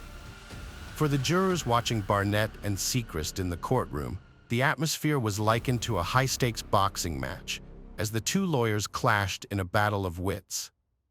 Barnett landed a significant blow with the help of Celestina Rossi, a blood spatter expert and crime scene reconstructionist from the Montgomery County Sheriff's Office. Rossi testified that the evidence at the crime scene contradicted the idea of a home invasion. She highlighted several key points, including the absence of signs of forced entry, the untouched dresser drawers in the bedroom, and a lit candle on Jamie's nightstand, which suggested that no struggle had occurred near the closet where Jamie died. Rossi explained that most of the blood was confined to the closet, with a few exceptions, such as spatter on the back of a chair, the white medical stool, and tiny droplets on the comforter. According to Rossi, this spatter was likely caused by the injury to the artery near Jamie's thumb. Rossi concurred with the medical examiner's report, stating that all of Jamie's wounds were defensive in nature. She also noted that Jamie's loaded handgun was inches from his body in the closet, untouched. Rossi emphasized that in a situation like this, one's instinct is to try to disarm their attacker rather than shoot them, even if they are approaching with a knife. After 8 hours of deliberation spanning several days, the jury, comprising 8 men and 4 women, reached a guilty verdict for Sandra on the charge of murder, sentencing her to 27 years in prison. Although this sentence was shorter than the maximum possible 99 years, it was still a significant sentence. In explaining their decision, the jury foreman later stated that by the time Sandra would be released, she would be in her early 70s and might have the opportunity to see her grandchildren, adding that they considered this decision humane as they did not view Sandra as a threat to society. When District Judge Kelly Johnson announced the verdict, Sandra let out a loud shriek and nearly collapsed into her chair. The courtroom, filled with supporters who had been convinced that the trial was merely a formality to prove Sandra's innocence, was left in stunned disbelief. Despite attempts to reassure Sandra that everything would turn out fine, perhaps to boost their own morale, the reality of the situation suddenly became clear, and everything fell apart. Sandra, clad in a red blazer and relying on a cane, was escorted out of the courtroom, where she paused to share a final emotional hug with Liz. Once they released each other, Liz crumpled to the floor, overwhelmed by grief. Having lost both her father and mother to a justice system she felt had failed them catastrophically, Liz was left feeling utterly alone and devastated. The jury foreman staunchly defended the prosecution's case, arguing it was the most plausible explanation, despite being rooted in speculation and theory. He highlighted the discrepancies in Sandra's account and questioned the legitimacy of her alleged seizure that night. While he conceded it was possible the jury had erred, he ultimately stood by their verdict. Hello friends, welcome to our channel. Today we're going to take a look at another horrible case with you, the case of Allison Clay. Allison was born on July 1, 1968, and her brother Dickie was also born around the same time. From an early age, Allison showed a remarkable talent for ballet, which was fueled by her passion and dedication to the art form. As she grew older, her talent continued to flourish, and she set her sights on becoming an exceptional ballerina. Allison married Gerard Bayan Clay on August 23, 1997. Gerard, an accountant at the Flight Centre in Brisbane, was born in September 1970 in Bournemouth, England. His family moved to Australia in the 1980s. Notably, his father's grandfather was Lord Baden-Powell, the founder of the Scouting movement. Over time, Allison and Gerard built a life together, eventually having 3 daughters and settling in the suburb of Brookfield in Queensland, which attracted many people due to its proximity to the city, offering the best of both worlds. By 2012, Allison had risen to an executive position at the Flight Centre, while Gerard had found success in real estate several years prior. From the outside, the Bay and Clay family appeared to have a perfect life, earning widespread admiration and respect in their community. Friends and family members often envied their beautiful existence. On Friday, April 20th, 2012, everything changed. At around 7 a.m., Gerard contacted emergency services to report that his wife Allison was missing. He explained that Allison usually took walks at 5 a.m. and initially thought that's where she might be. However, as the hours passed and Allison failed to return home to prepare breakfast for their 3 young daughters, a task she did daily, Gerard's concern grew. The police took Allison's disappearance seriously and quickly formed a task force. Given Allison's strong family ties, it was clear she wouldn't willingly abandon her 3 daughters, all under the age of 10. The community was shocked and fearful as a result of Allison's disappearance. During the investigation into Allison's disappearance, police based their operations at a local clubhouse in Brookfield, which served as a central hub for processing the many tips coming in about her possible whereabouts. The clubhouse's ample space allowed officers to organize and review the gathered information efficiently. With a sense of urgency, they launched a thorough search of parks and creeks, meticulously combing through these areas in hopes of finding clues or leads that could bring them closer to Allison. As news of Allison's disappearance spread, the community rallied around the effort, with volunteers pouring in to help in any way they could. The close-knit nature of Brookfield meant that the traumatic event resonated deeply with everyone, and people from all walks of life came together to form search parties, driven to uncover any sign of Allison. On April 23, 2012, 3 days after Gerard reported Allison missing, her parents Jeff and Priscilla Dickey made an emotional appeal to the media, begging for help in finding their daughter. The situation was dire, and it was obvious that something terrible had probably happened to her. However, as the search for Allison continued with no success, Gerard's behavior raised suspicions with the police. Unlike what would be expected, Gerard seemed calm and untroubled, and he didn't participate in the search parties, even though strangers were involved. Gerard moved himself and his daughters out of their home and into his parents' house.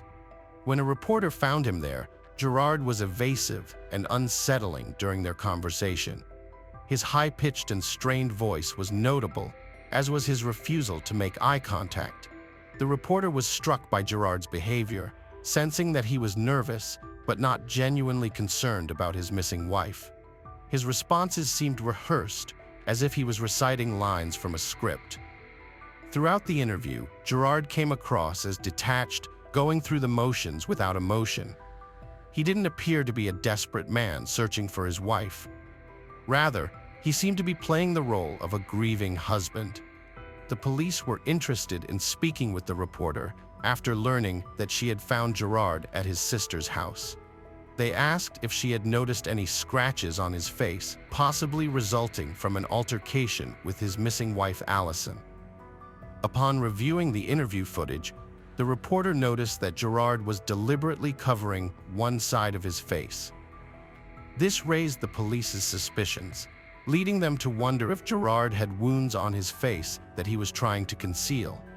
Eventually, the police found Gerard and noticed 2 deep gashes on his cheek. The detectives were suspicious and asked Gerard how he got those wounds. Gerard said he cut himself accidentally while shaving, but the detectives didn't believe him because the cuts didn't look like a typical shaving injury.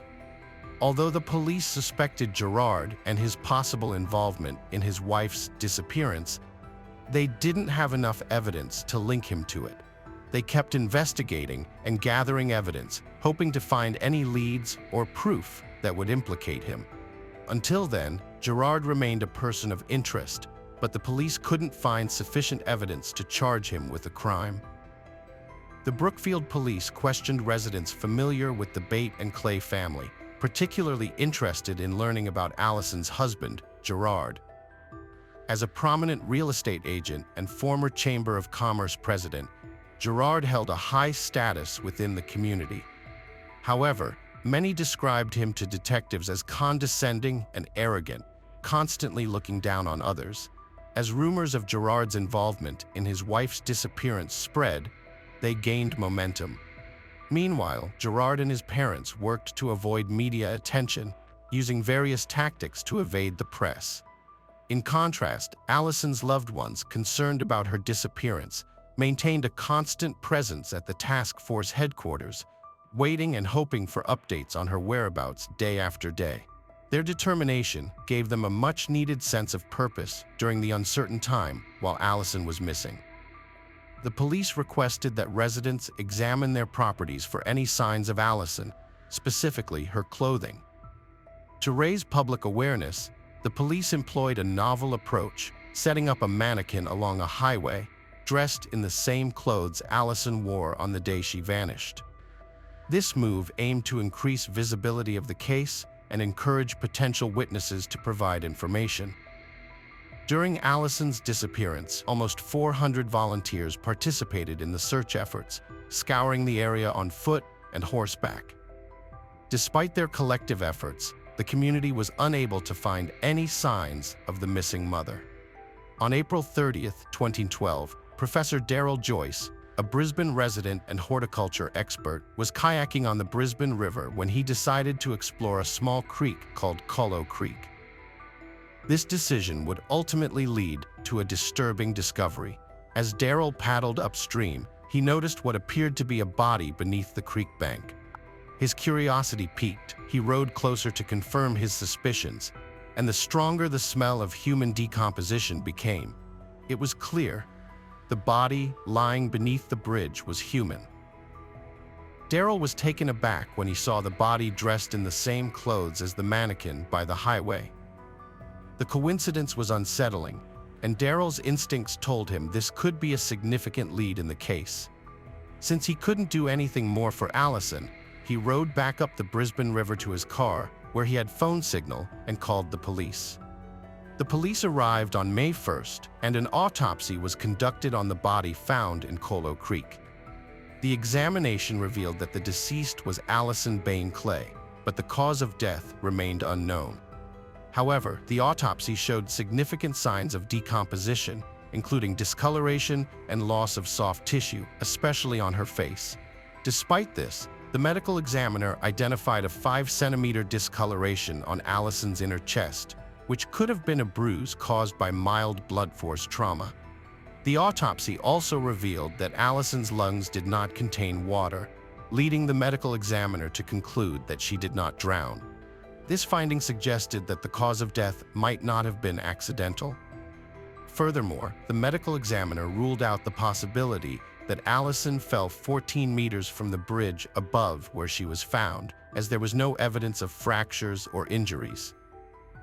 Toxicology tests performed during Allison's autopsy found high levels of Zoloft, an antidepressant, in her system. This was expected, as she had a valid prescription for the drug. The medical examiner could not pinpoint the exact date of death based on the rate of decomposition. However, the patterns of discoloration and decomposition on Allison's body suggested she might have died within 11 days of her disappearance, around the time she vanished. The medical examiner believed the body was likely placed in the creek bed, where it was found shortly after her death. Although Allison had no significant medical history, the crime scene did not suggest a natural death. Ultimately, the medical examiner concluded that Allison's death was not due to natural causes. Despite the suspicious circumstances surrounding Allison's death, police investigators concluded that it was not a suicide. During their thorough investigation, they interviewed Allison's doctor, who revealed that she had visited him about a month prior to her disappearance. At that time, Allison expressed concerns about mood swings. The doctor further recalled that when he first saw Allison in May 2011, she reported feelings of guilt, anxiety, worry, low mood, and tiredness. Based on these symptoms, the doctor prescribed the antidepressant Zoloft. After 3 months, he conducted a mental health assessment, which scored Allison 18 out of 50, with 50 being the highest level of distress. The doctor told detectives that Allison's assessment score indicated she was not experiencing a high level of stress and was not at risk of taking her own life. In fact, the doctor believed she was managing her mental well-being fairly well. On May 11th, a funeral service was held in Ipswich for a much-loved mother of three, leaving behind her devastated family and friends. The tragic loss meant her three young daughters would grow up without the love and care of their mother. The service was attended by those closest to her, including her family members and closest friends. Even law enforcement officers who had worked on the investigation were deeply affected, having hoped to bring her home safely, but instead faced the harsh reality of her death. Reporters who had covered the case also felt a sense of defeat, as they had hoped for a happy ending, but had to report on the tragic conclusion instead. Following the discovery of Allison's body in Coo Creek, the police stepped up their investigation to uncover the circumstances surrounding her death, including who or what was responsible. They focused on her husband, Gerard, suspecting he might have played a role in her death, and dug deeper into his background to find answers. Gerard presented himself as a hard-working, devoted husband and father, but what detectives uncovered was a shocking revelation. He was living a double life. Gerard had been involved in an affair with his employee, Tony McHugh, which started in August 2008. In September 2011, Allison discovered the relationship and demanded they seek counseling, which led Gerard to end the 3-year affair. However, Gerard and Tony eventually rekindled their romance, with Gerard professing his love for Tony and claiming he planned to leave Allison to be with her. Despite his successful career in real estate, Gerard struggled with financial difficulties. Moreover, he had a substantial life insurance policy worth $8,000 on Allison, and suspiciously, he filed a claim for the death benefit on the day her body was found in the creek. As the investigation progressed, Gerard faced intense scrutiny, putting him under immense pressure.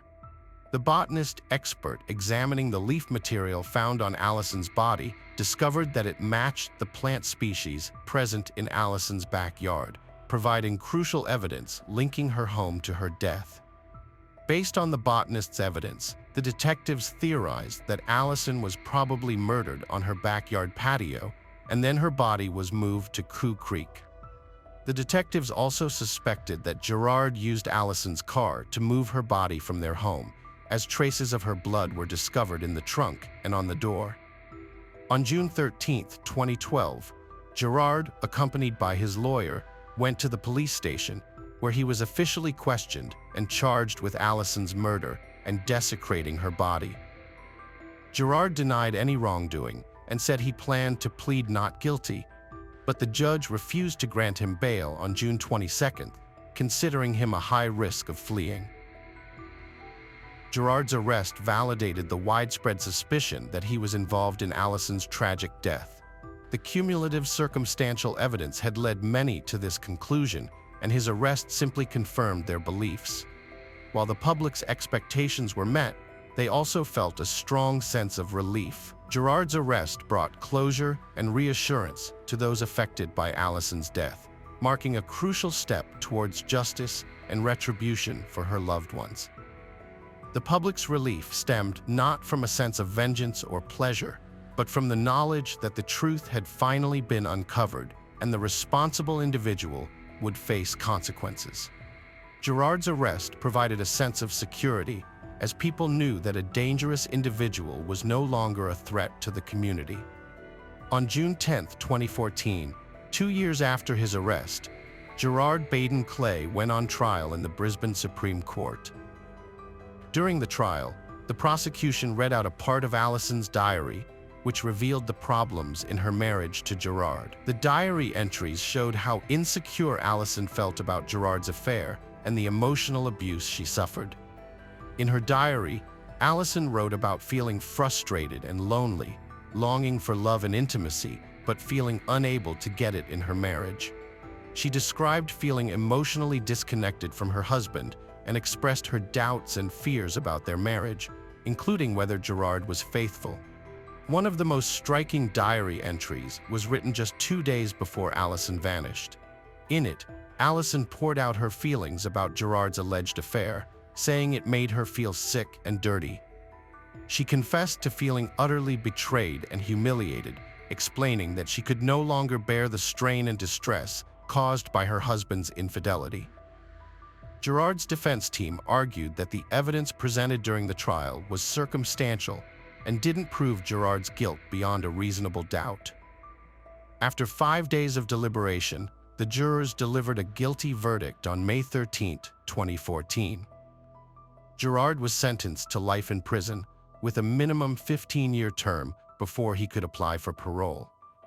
On August 7, 2015, the Queensland Court of Appeals heard Gerard's appeal. Several months later, on December 8, the court reclassified his conviction as manslaughter, citing a fresh review of the original trial evidence. According to the appeals court, the evidence allowed for a plausible theory that Gerard and Allison had a physical confrontation, during which Gerard dealt a blow that killed her, intending to cause serious harm. Following the downgrade of Gerard's murder conviction, a strong public reaction ensued. On December 18th, supporters of the original murder conviction held a rally, during which they appealed to the High Court of Australia to reinstate the conviction. Over 4,000 people gathered at King George Square in Brisbane to show their support for the appeal. Meanwhile, some legal professionals defended the Court of Appeal's decision to reduce Gerard's conviction from murder to manslaughter. However, the Queensland Director of Public Prosecutions decided to appeal against the downgrade of the original trial murder conviction of Alison Bain-Clay. In August 2016, the High Court of Australia reinstated the original trial murder conviction, upholding the original verdict. As a result, Alison's father was appointed as the executor of her estate, and the court ruled that Gerard, her husband, was not entitled to her life insurance policy payout. Instead, all the funds were directed towards their 3 daughters. In 2015, Alison's family established the Alison Bain-Clay Foundation to create a community in Queensland that recognizes and tackles the issue of domestic and family violence. The foundation's main goal is to raise awareness about this problem and offer support to those affected by it. Alison's sister, Vanessa Fowler, has played a key role in this effort. In 2021, she co-chaired Queensland's Domestic and Family Violence Prevention Council. As part of her work, Vanessa launched a campaign to raise awareness about coercive control. In this role, she highlighted the experiences of domestic violence victims and advocated for positive change. Vanessa spoke to the Sunday Mail about her insights, stating that she believes Gerard's control over Alison started when she became a stay-at-home mom. According to Vanessa, Gerard's control became more evident as he monitored Alison's conversations using the baby monitor, controlled the family's finances, and even deleted her loved ones' phone numbers from her cell phone and blocked them from calling their house. As co-chair of the Domestic and Family Violence Prevention Council, Vanessa was able to bring attention to the issue of domestic violence.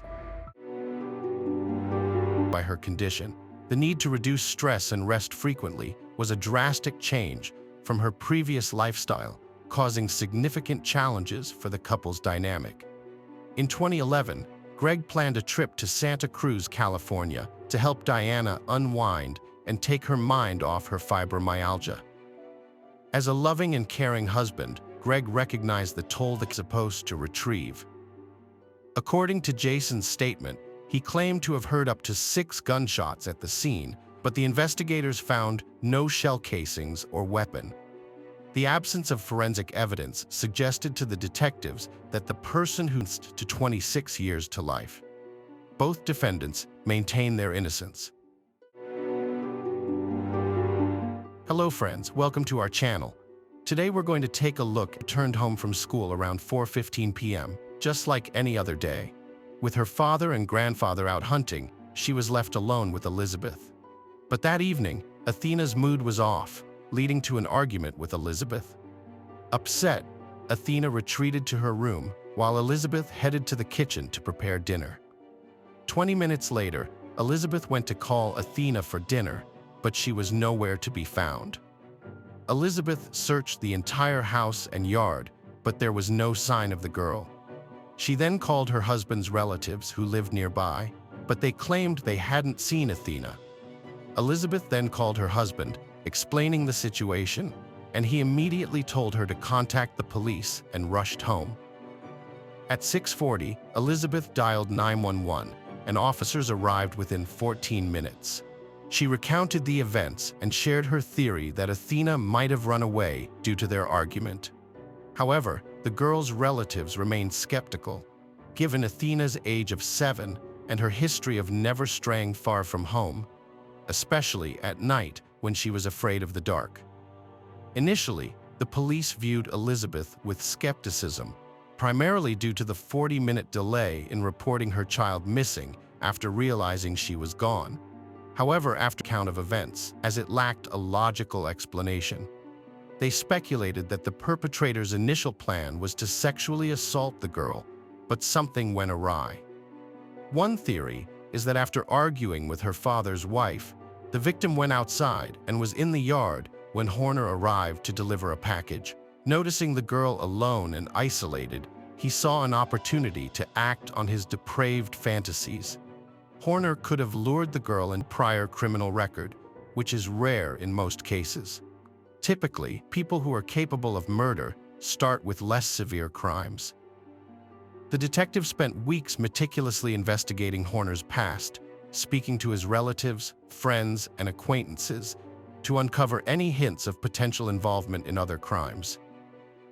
Eventually, they made a breakthrough. The police identified several individuals who alleged they were victimized by Horner during their childhood. To protect the investigation, the authorities did not release the victims' identities or disclose full details of the incidents. However, it is known that one of the victims accused Horner of assaulting her 9 years prior. Additionally, he was charged with 3 counts of sexual assault involving minors in 2013, although it is unclear whether these incidents involved one or multiple victims. One of Horner's victims had been publicly sharing her story for years, describing how he assaulted her when she was 16.